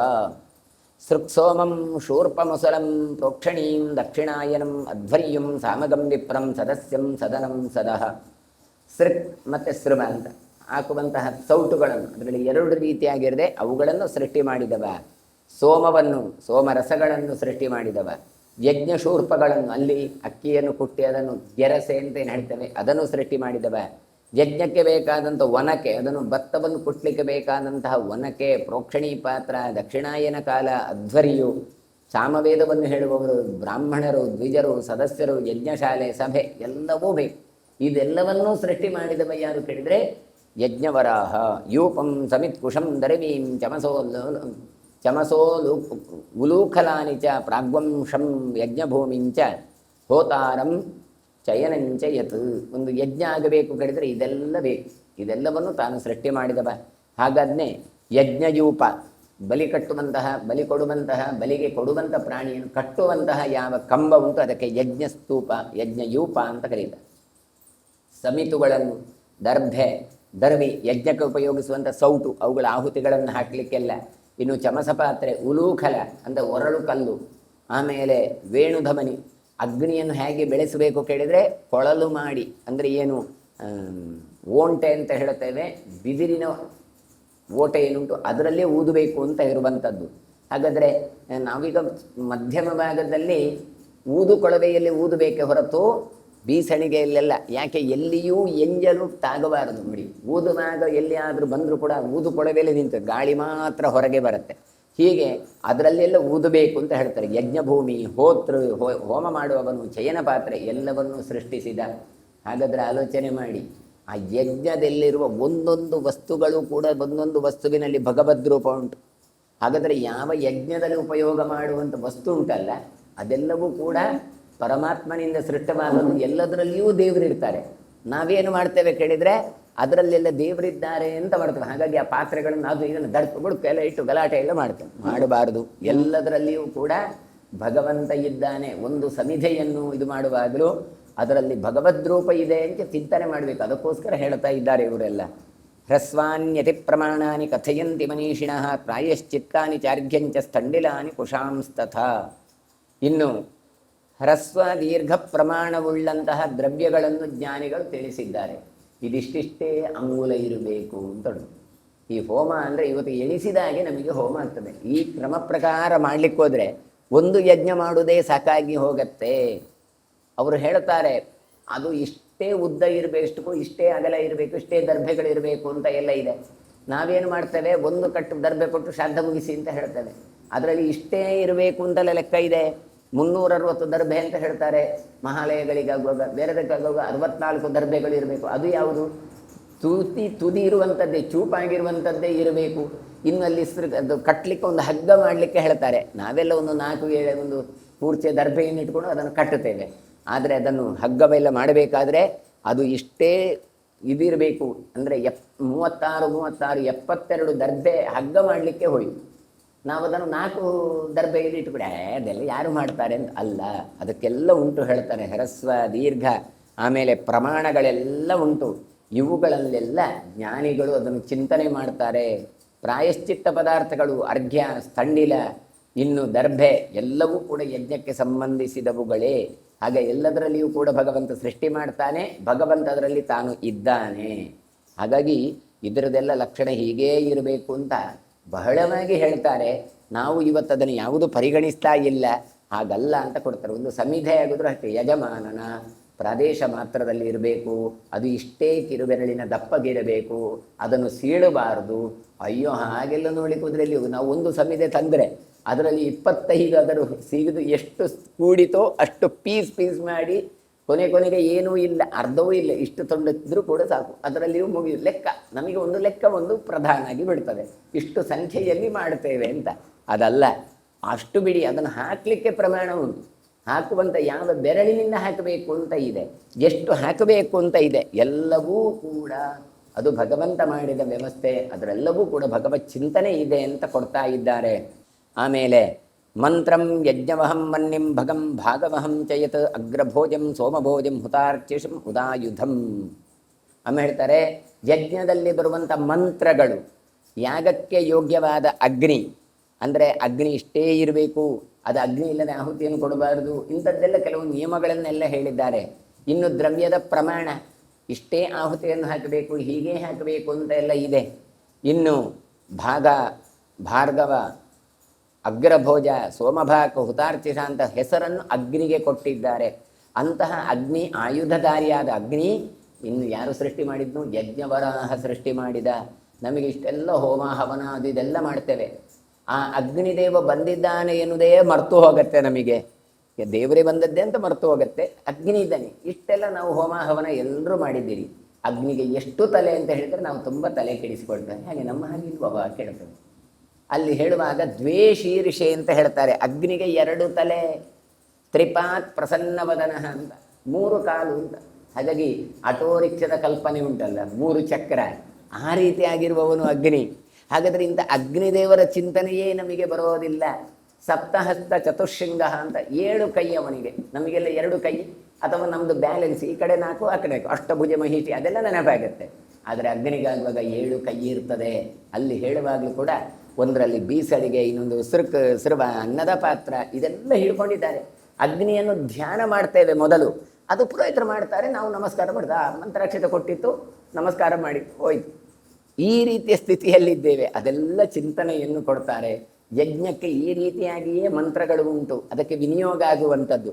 ಅದೆಲ್ಲವನ್ನು ಕೂಡ ಯಜ್ಞಾನ ವರಾಹರೂಪಿ ಭಗವಂತ ನಾನು ಸೃಷ್ಟಿ ಮಾಡಿದ್ದಾನೆ ಅಂತ ಹೇಳ್ತಾರೆ. ಅಂದರೆ ಅದೆಲ್ಲವನ್ನೂ ಕೂಡ ನಾವು ತಿಳಿದುಕೊಳ್ಳಬೇಕು, ಅದರಲ್ಲಿ ಭಗವಂತ ಇದ್ದಾನೆ. ಅಂತಹ ಅಗ್ನಿಯನ್ನು ಸೃಷ್ಟಿ ಮಾಡಿದವ ವರಾಹ ದೇವರು ಅಂತ ಕೊಡ್ತೆ. ಹಾಗಾಗಿ ಮುಂದೆ ಹೇಳ್ತಾರೆ, ಆಹುಹು ವೇದವಿದೋ ವಿಪ್ರಾಹ ಯಂ ಯಜ್ಞಂ ಶಾಶ್ವತಂ ವಿಭುಂ ತಸ್ಯ ವಿಷ್ಣೋ ಸುರೇಶಸ್ಯ ಶ್ರೀವತ್ಸಾಂಕಸ್ಯ ಧೀಮತಃ. ಭಗವಂತನನ್ನು ಶಾಶ್ವತವಾದ ಯಜ್ಞ ಅಂತ ಹೇಳ್ತಾರೆ ಯಾರು? ವೇದಜ್ಞರೆಲ್ಲ. ಹಾಗಾಗಿ ಶ್ರೀವತ್ಸಾಂಕಾದಿಗಳನ್ನು ಧಾರಣೆ ಮಾಡಿದ ಭಗವಂತ ದೇವತೆಗಳಿಗೆ ಒಡೆಯನಾಗಿ ನಿಂತವ. ಹಾಗಾಗಿ ಅತ್ಯಂತ ಶ್ರೇಷ್ಠವಾದ ಇವನು ಶಾಶ್ವತವಾದಂಥ ವಿಧಿಯನ್ನು ಮಾಡಿದ್ದಾನೆ. ಹೀಗೇ ಅಗ್ನಿಯಲ್ಲಿ ಆರಾಧನೆ ಮಾಡಬೇಕು, ಹೀಗೇ ಅಗ್ನಿ ಅಂತ ಹೇಳಿ. ಒಂದು ಅಗ್ನಿಯನ್ನು ತೆಗೆದು ಇನ್ನೊಂದು ಕಡೆ ಹಾಕಬೇಕಾದ್ರೆ ವಿಹರಣ ಮಂತ್ರಗಳು ಅಂತ ಎಲ್ಲ ಇದೆ. ಹಾಗಾದರೆ ಎಲ್ಲಿಂದ ಅಗ್ನಿ ಬರುತ್ತೆ? ಮದುವೆಯಾದಲ್ಲಿ ಅತ್ತೆಯ ಮನೆಯಿಂದ ಅಗ್ನಿ ಬರುತ್ತೆ, ಮತ್ತು ಅದನ್ನು ಆರಿಸಲಿಕ್ಕೆ ಇಲ್ಲ. ಆ ಅಗ್ನಿಯನ್ನು ಬೆಳಿಗ್ಗೆ ಸಾಯಂಕಾಲ ಪೂಜೆ ಮಾಡಿಕೊಂಡು ಉಪಾಸನೆ ಮಾಡಿಕೊಂಡು ಇರಬೇಕು. ಒಂದು ವೇಳೆ ಅಗ್ನಿ ನಷ್ಟ ಆದರೆ, ಆರಿ ಹೋದರೆ ಮತ್ತೆ ಅರಣಿ ಮಥನ ಇತ್ಯಾದಿಗಳನ್ನೆಲ್ಲ ಮಾಡಿ ಪುನಸ್ಸಂಧಾನ ಮಾಡಿಕೊಂಡು ಮತ್ತೆ ಮಾಡಬೇಕು. ಇದು ಮದುವೆಯ ಹೊತ್ತು ಅರಳು ಹಾಕಿ ಗಂಡ ಹೆಂಡತಿಬ್ರು ಅರಳು ಹಾಕಿಕೊಂಡು ಹೋಮ ಮಾಡಿದ್ದು ನೆನಪುಂಟು, ಆಮೇಲೆ ಮಾಡಿದ್ದೇ ಗೊತ್ತಿಲ್ಲ. ಮತ್ತೆ ಅಗ್ನಿ ನಷ್ಟ ಆದರೆ ಮತ್ತೆ ಇದೇ ರೀತಿಯಾಗಿ ಅರಿಯಮ ಧಾತ ಇತ್ಯಾದಿಗಳಿಗೆಲ್ಲ ಹೋಮ ಮಾಡಬೇಕು.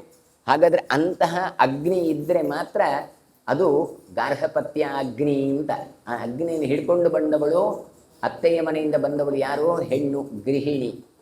ಯಾಕೆ ಗಾರ್ಹಪತ್ಯ ಅಗ್ನಿ ಇಟ್ಟುಕೊಂಡಂದ್ರೆ ಅವಳು ಗೃಹಿಣಿ. ಆ ಗೃಹಿಣಿಯನ್ನು ಕಟ್ಟಿಕೊಂಡು ಬಂದದ್ರಿಂದ ಇವ ಗೃಹಸ್ಥ. ಇವರಿಬ್ಬರು ಅಗ್ನಿಯನ್ನು ಹಿಡ್ಕೊಂಡು ಗಂಡ ಹೆಂಡತಿ ನೂತನ ವಧೂವರರು ಮನೆಯನ್ನು ಪ್ರವೇಶ ಮಾಡ್ತಾರೆ. ಆಗ ಅದು ಗೃಹ ಅಂತ ಆಗುತ್ತೆ. ಹಾಗಾದರೆ ಗೃಹ ಅಂತ ಆಗಬೇಕಾದ್ರೆ ಏನಿರಬೇಕು? ಗ್ಯಾಸ್ ಸ್ಟವ್ ಅಲ್ಲ, ಮತ್ತೆ ಅಗ್ನಿ ಇರಬೇಕು. ಅಗ್ನಿ ಇದ್ದರೆ ಮಾತ್ರ ಅದು ಗೃಹ ಅಂತ ಆಗತ್ತೆ. ಹೀಗ ಗೃಹಿಣಿ ಗೃಹ ಮುಚ್ಯತೆ ಅಂತ. ಹಾಗಾಗಿ ಅಂತಹ ಸ್ಥಾನ ಬರುವುದು ಯಾವುದರಿಂದ? ಮದುವೆಯಾದ ಹೆಣ್ಣು ತಾನು ಹಿಡ್ಕೊಂಡು ಬರುವ ಅಗ್ನಿಯಿಂದ. ಇವತ್ತೇನಾಗಿದೆ ಕಡಿದ್ರೆ ಉಪನಯನ ಅದು ಭಾರಿ ಮಡಿಯಲ್ಲಿ, ಮದುವೆ ಅದು ಗೌಜಿ ಅಂತಾಗಿದೆ. ಮದುವೆ ಗೌಜಿ ಅನ್ನೋದಕ್ಕಿಂತ ಮದುವೆ ದೊಡ್ಡ ಅಗ್ನಿ ಸಿದ್ಧಿಯಾಗುವಂಥ ಒಂದು ಪ್ರಕ್ರಿಯೆ, ಎಷ್ಟೆಲ್ಲ ಮಹತ್ವ ಇದೆ ಅದನ್ನಿಟ್ಟುಕೊಂಡು ಇವರು ಹೇಳ್ತಾ ಇದ್ದಾರೆ. ಹಾಗಾಗಿ ಯಜ್ಞರೂಪಿ ಭಗವಂತನ ಆರಾಧನೆ ಮಾಡಲಿಕ್ಕೆ ಏನೆಲ್ಲ ಮಹತ್ವ ಇದೆ ಅಂತ ಹೇಳಿಕೊಂಡವರು ಹೇಳ್ತಾರೆ. ಜ್ಞಾನಿಯಾದವರು ವಿಷ್ಣುವನ್ನು ಯಜ್ಞ ಅಂತ ತಿಳ್ಕೊಳ್ತಾರೆ. ನಾವು ಖಾಲಿ ಚಿಂತನೆ ಮಾಡಿದ ಅದಕ್ಕೋಸ್ಕರ ಹೇಳ್ತಾರೆ ಇದು ಶಾಶ್ವತವಾದ ವಿಧಿ. ಈ ಅಗ್ನಿಯನ್ನು ಇಟ್ಟುಕೊಂಡು ಪುರೂರವಸ್ ಚಕ್ರವರ್ತಿ ತಾನು ಉಪಾಸನೆ ಮಾಡಿ ಮಾಡಿ ಮಾಡಿ ಗಂಧರ್ವ ಲೋಕವನ್ನು ಪಡಿತಾನೆ. ಹಾಗಾಗಿ ಅವ ಹೇಳ್ತಾನೆ, ನಾನು ಸಶರೀರವಾಗಿ ಗಂಧರ್ವ ಲೋಕಕ್ಕೆ ಬರ್ತೇನೆ ಕಡಿದರೆ ಆಗೋದಿಲ್ಲ, ನಿನಗೆ ಅಗ್ನಿಯನ್ನು ಕೊಡ್ತೇವೆ. ಈ ಮೂರಾದ ಅಗ್ನಿಯನ್ನು ಉಪಾಸನೆ ಮಾಡಿ ನೀನು ಮತ್ತೆ ಸ್ವರ್ಗವನ್ನು ಏರ್ಲಿಕ್ಕೆ ಬರುತ್ತೆ. ಹಾಗಾಗಿ ಯಜೇತ ಸ್ವರ್ಗಕಾಮಃ ಅಂತ. ನೀವು ಸ್ವರ್ಗಾದಿಗಳನ್ನು ಬಯಸ್ತೀರಿ ಹೇಳಿದರೆ ಅಗ್ನಿ ಉಪಾಸನೆ ಮಾಡಿ ಹೇಳಿದರು. ಅಗ್ನಿ ಹೇಳಿದರೆ ಬೆಂಕಿ ಉಪಾಸನೆ ಅಂತ ಮಾತ್ರ ಮಾಡಿದೆವಲ್ಲ, ಅಗ್ನಿನಾಮಕನಾದ ಭಗವಂತ ವರಾಹರೂಪಿ ಭಗವಂತನ ಉಪಾಸನೆಯನ್ನು ಮಾಡಬೇಕು. ಅದಕ್ಕೋಸ್ಕರ ಧೀಮತಃ ಅಂತ ಹೇಳ್ತಾರೆ. ಯಾರು ಬುದ್ಧಿಯಿಂದ ಭಗವಂತನನ್ನು ಚಿಂತನೆ ಮಾಡ್ತಾರೋ ಅವರು ಇದನ್ನೆಲ್ಲ ಪಡ್ಕೊಳ್ಳಿಕ್ಕೆ ಬರುತ್ತೆ. ಪ್ರಾದುರ್ಭಾವ ಸಹಸ್ರಾಣಿ ಸಮತೀತಾನ್ಯ ಸಂಶಯಂ ಭೂಯಶ್ಚೈವ ಭವಿಷ್ಯಂತಿ ಇತ್ಯೇವ ಮಾಹ ಪ್ರಜಾಪತಿ. ಆದ್ದರಿಂದ ಭಗವಂತನ ಅವತಾರಗಳು ಅನಂತವಾಗಿ ನಡೆದು ಹೋಗಿದೆ. ಇದೇನು ಮೊದಲಲ್ಲ, ಇಂಥ ಅವತಾರಗಳು ಅನಂತ. ಒಂದ್ಸಲ ಬರ್ತದೆ ಹೋಗ್ತದೆ, ಮುಂದೆ ಕೂಡ ಅವತಾರ ಆಗ್ಲಿಕ್ಕೆ ಉಂಟು ಅಂತ ಹೇಳ್ತಾರೆ. ಮುಂದೆಯೂ ಕೂಡ ಅನಂತ ಅವತಾರಗಳು ನಡಿಲಿಕ್ಕೆ ಉಂಟು. ಹಾಗಾಗಿ ಈ ಮಾತನ್ನು ಚತುರ್ಮುಖ ಬ್ರಹ್ಮನೇ ಹೇಳಿದ್ದಾನೆ, ಒಂದೇ ಸಲ ಅವತಾರ ಅಲ್ಲ. ತ್ವಚ್ಛಸಿ ಮಹಾರಾಗ ದಿವ್ಯಾಂ ಪುಣ್ಯಾಂ ಕಥಾಂ ಶುಭಾಂ ಯದರ್ಥಂ ಭಗವಾನ್ ವಿಷ್ಣು ವಸುದೇವ ಕುಲೇ ಅಭವತ್. ಹಾಗಾಗಿ ಮಂಗಳಕರವಾದಂತಹ ಭಗವಂತನ ಈ ಚರಿತ್ರೆ, ವಿಷ್ಣುವಿನ ಚರಿತ್ರೆ, ಅದು ಯಾವುದು ಕೇಳಿದ್ರೆ ಕೇವಲ ಲೌಕಿಕ ಅಲ್ಲ, ಅಲೌಕಿಕವಾದಂಥ ವಿಷ್ಣುವಿನ ಕಥೆಯನ್ನು ನೀನು ಕೇಳಲಿಕ್ಕೆ ಬಂದಿದ್ದಿ ಅಂತ ಹೇಳಿದರೆ ಇದು ಬಹಳ ಪುಣ್ಯ ಬೇಕು ಇದಕ್ಕೆ. ಹಾಗಾಗಿ ಭಗವಂತ ಯಾವ ದೃಷ್ಟಿಯಿಂದ ತಾನು ವಸುದೇವನ ಅಂಶದಿಂದ ಅಂದರೆ ವಸುದೇವನ ಮಗಾಗಿ ಅವತರಿಸಿದ ಎನ್ನುವುದನ್ನು ನಾನು ನಿನಗೆ ತಿಳಿಸ್ತೇನೆ. ತತ್ತೇಹಂ ಸಂಪ್ರವಕ್ಷ್ಯಾಮಿ ಶೃಣು ಸರ್ವಂ ಅಶೇಷತಃ ವಾಸುದೇವಸ್ಯ ಮಾಹಾತ್ಮ್ಯಂ ಚರಿತಂಚ ಮಹಾದ್ಯುತೇ. ಆ ವಸುದೇವನ ಮಗನಾಗಿ ಬಂದ ಕೃಷ್ಣ ವಾಸುದೇವನಾಗಿ ಬಂದಲ್ಲ, ಆ ಮಹಾತ್ಮೆಯನ್ನು ನಿನಗೆ ಹೇಳ್ತೇನೆ. ಹಾಗಾದರೆ ಎಂತ ಕೇಳಿದರೆ ನಾನು ಮಹಾಕಾಂತಿ ಸಂಪನ್ನನಾದವ ಕೃಷ್ಣ, ಹಾಗಾಗಿ ವಸುದೇವನ ಮಗನಾಗಿ ಬಂದ ಚರಿತ್ರೆಯನ್ನು ನಿನಗೆ ತಿಳಿಸ್ತೇನೆ ಅಂತ ಹೇಳಿ ಹಿತಾರ್ಥಂ ಸುರಮರ್ತ್ಯಾನಾಂ ಲೋಕಾನಾಂ ಪ್ರಭವಾಯ ಚ ಬಹುಶಃ ಸರ್ವಭೂತಾತ್ಮ ಪ್ರಾದುರ್ಭವತೆ ಕಾರ್ಯತಃ. ದೇವತೆಗಳ ಮತ್ತು ಮನುಷ್ಯರ ಒಳಿತಿಗಾಗಿ ತಾನು ಬಂದ. ತನಗೇನು ಬೇಕು ಅಂತಿರಲಿಲ್ಲ. ಜಗತ್ತಿನ ಹುಟ್ಟು ರಕ್ಷಣೆ ಇದೆಲ್ಲ ಉದ್ದೇಶ ಭಗವಂತನದ್ದು.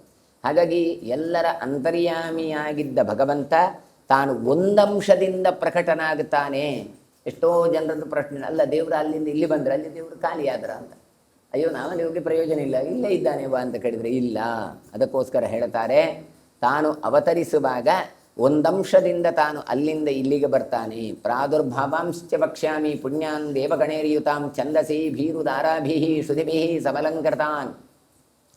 ಭಗವಂತ ದೇವತೆಗಳ ಗುಂಪಿನೊಂದಿಗೆ ತಾನು ಅವತಾರವನ್ನು ಮಾಡ್ತಾನೆ. ಅವತಾರವನ್ನು ಮಾಡಿ ಪುಣ್ಯಪ್ರದವಾದಂಥ ಅವತಾರ ಮಹಿಮೆಗಳನ್ನು ಉತ್ಕೃಷ್ಟವಾದಂತಹ ವೇದಗಳು, ಛಂದಸ್ಸುಗಳು, ಶ್ರುತಿಗಳಿಂದ, ತನ್ನ ಅದ್ಭುತವಾದ ಮಾತುಗಳಿಂದ ತಾನು ವರ್ಣಿಸ್ತಾನೆ. ಹಾಗಾಗಿ ವೇದಾದಿಗಳು ಎಲ್ಲವೂ ಕೂಡ ಭಗವಂತನ ಅವತಾರದ ಚರಿತ್ರೆಯನ್ನು ಹೇಳುತ್ತೆ. ಶುಚಿ ಪ್ರಯತವಾಗ್ಭೂತ್ವ ನಿಗೋಧ ಜನಮೇಜಯ ಇದಂ ಪುರಾಣಂ ಪರಮಂ ಪುಣ್ಯಂ ವೇದೈಶ್ಚ ಸಂಹಿತಂ.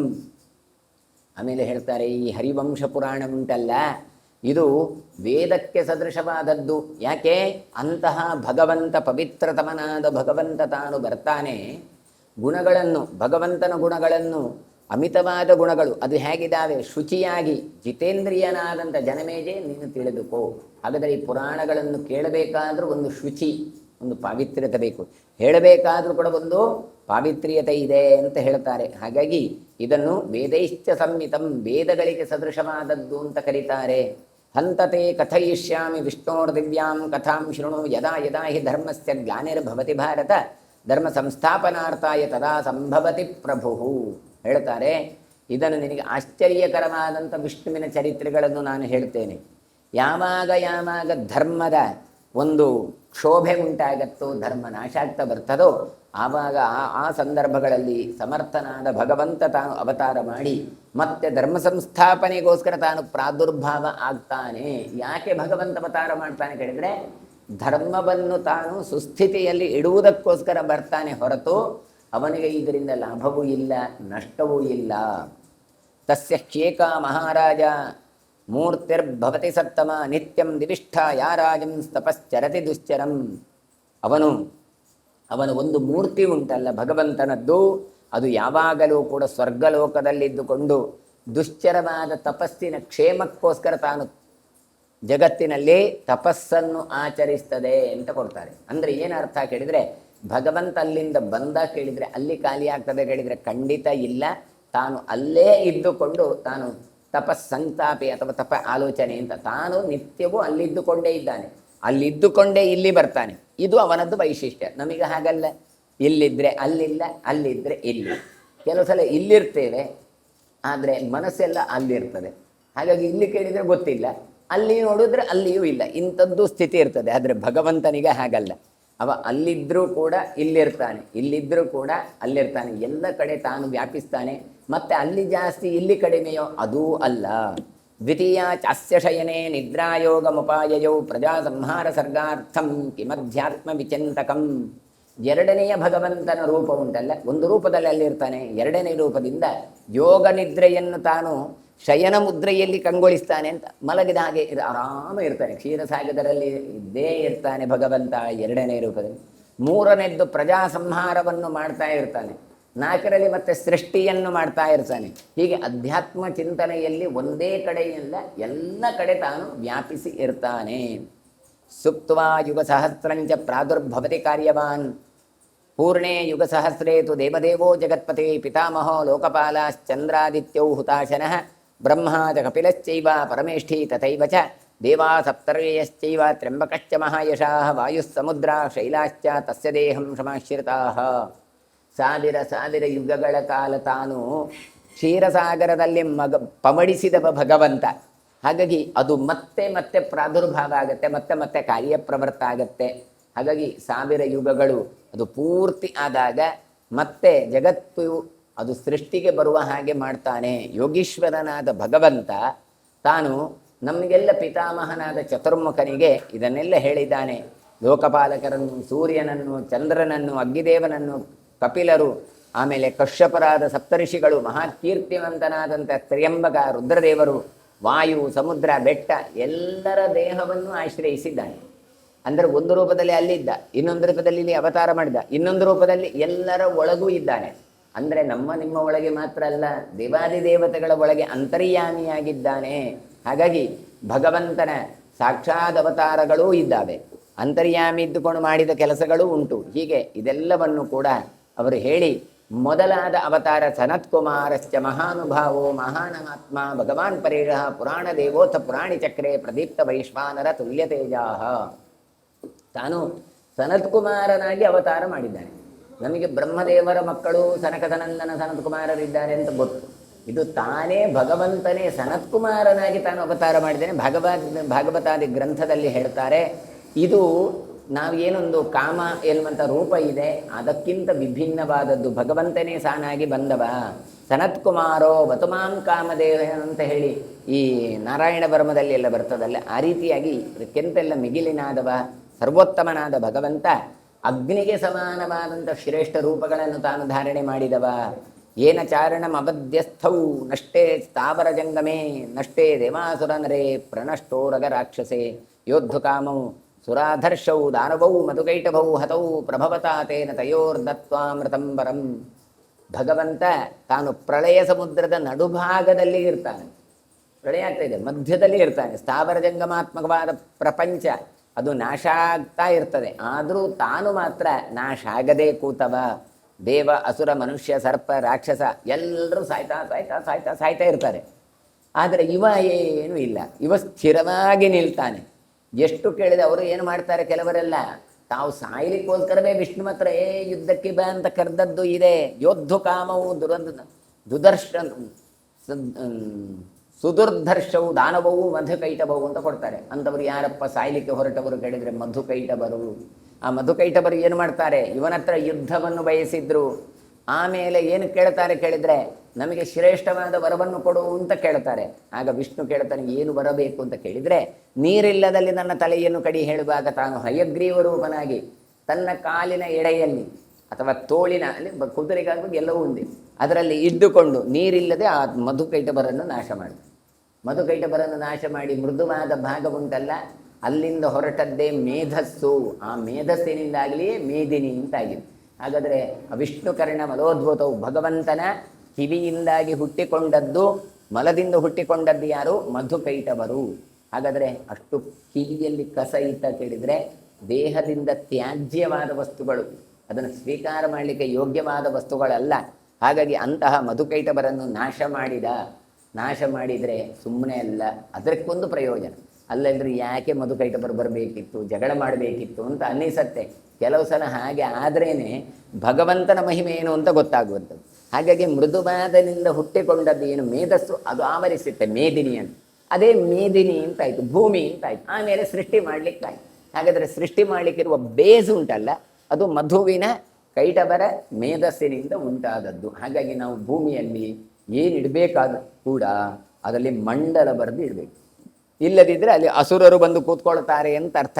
ಹಾಗಾಗಿ ಚಿಟ್ಟೆ ಮಡಿ ಅಂತ ಬಂದದ್ದು, ರಂಗೋಲಿ ಅಂತ ಬಂದದ್ದು, ಕೊನೆಯ ಪಕ್ಷ ಕೈಯಲ್ಲಿ ಆದರೂ ಬರೆದು ಇಡಬೇಕು ಅಂತ ಬಂದು, ಒರೆಸಿ ಆದರೂ ಇಡಬೇಕು. ಹೀಗೆ ಇದೆಲ್ಲ ಬರಲಿಕ್ಕೆ ಮಂಡಲದಿನ ಯಾವ್ಯಾವ ಪದಾರ್ಥಗಳನ್ನು ಕೆಳಗೆ ಇಡಬಾರ್ದು ಅಂತ ಒಂದು ಬಂತು. ಹಾಗಾಗಿ ಈ ಭೋಜನ ಶಾಲೆಯಲ್ಲಿ ನೆಲದಲ್ಲಿ ಊಟ ಮಾಡುವುದು ಹೇಳಿದರೆ ನೀರು ಹಾಕಿ ಮಂಡಲ ಬರೆದು ಊಟ ಮಾಡೋದು ಅಂತ ಅರ್ಥ. ಮತ್ತೆ ನೀವು ಅಲ್ಲಿ ನೀರು ಹಾಕೋದೇನು, ಬಟ್ಟೆಯಲ್ಲಿ ಒರೆಸೋದೇನು, ಇದೆಲ್ಲ ಕ್ಲೀನ್ ಮಾಡಿ ಅದರ ಇಲ್ಲಿ ಬಾಳೆಯಲ್ಲಿ ಇಟ್ಟುಕೊಂಡೇ ತಿನ್ಬಹುದಲ್ಲ, ಅಷ್ಟು ಕಷ್ಟಪಡೋದಾದರೆ. ಅದು ಭಗವಂತನ ಪ್ರಸಾದ ಅಂತ ತಗೊಳ್ಬೇಕು ಹೊರತು ಹೈಜಿನಿಕ್ ಅಂತ ಹೇಳಿಕೊಂಡು ಗಿರ್ಸಿ ಎಲ್ಲ ತಿನ್ನುವುದಾದರೆ ಅದಕ್ಕೆ ನೀವು ಎಲೆಯಾದರೂ ಯಾಕೆ ಕಡಿದು. ಇವತ್ತು ಚಪಾತಿ ಇದೆಲ್ಲ ಮಾಡುವಾಗ ನೋಡ್ತೇವೆ, ಇದೆಲ್ಲ ಅಡುಗೆ ಮಾಡುವಲ್ಲಿ ಅದನ್ನು ಕ್ಲೀನಾಗಿ ತೊಳೆದು ಮತ್ತು ಅದೇ ನೆಲದಲ್ಲಿ ಚಪಾತಿ ಇದು ಹಿಟ್ಟು ಎಲ್ಲ ಮಾಡ್ತಾರೆ. ಅದೇನು ದೊಡ್ಡದಲ್ಲ. ಮತ್ತೇನು ಕೇಳಿದರೆ ಮಂಡಲ ಬರೆಯದೇ ತಿನ್ನುವಾಗಿಲ್ಲ. ಅದನ್ನು ಮಂಡಲಕ್ಕೋಸ್ಕರ ಮಂಡಲ ಬರೆದು ಅಲ್ಲಿ ಭಗವಂತನ ಚಿಂತನೆ ಮಾಡಿ ತಿನ್ನಬೇಕು. ನೆಲದಲ್ಲಿ ತಿನ್ನುವುದಾದರೂ ಕೂಡ ಭೂಮೌ ಭುಂಕ್ತೆ ಸದಾ ಎಷ್ಟು ಪೃಥಿವ್ಯಾಧಿಪೋ ಭವೇತು ಅಂತ ಕೇಳುತ್ತೆ. ಭಗವಂತನಿಗೋಸ್ಕರ ಒಂದೊಂದು ವಸ್ತುಗಳನ್ನು ನಾವು ಬಿಡ್ತಾ ಹೋಗಬೇಕಂತ.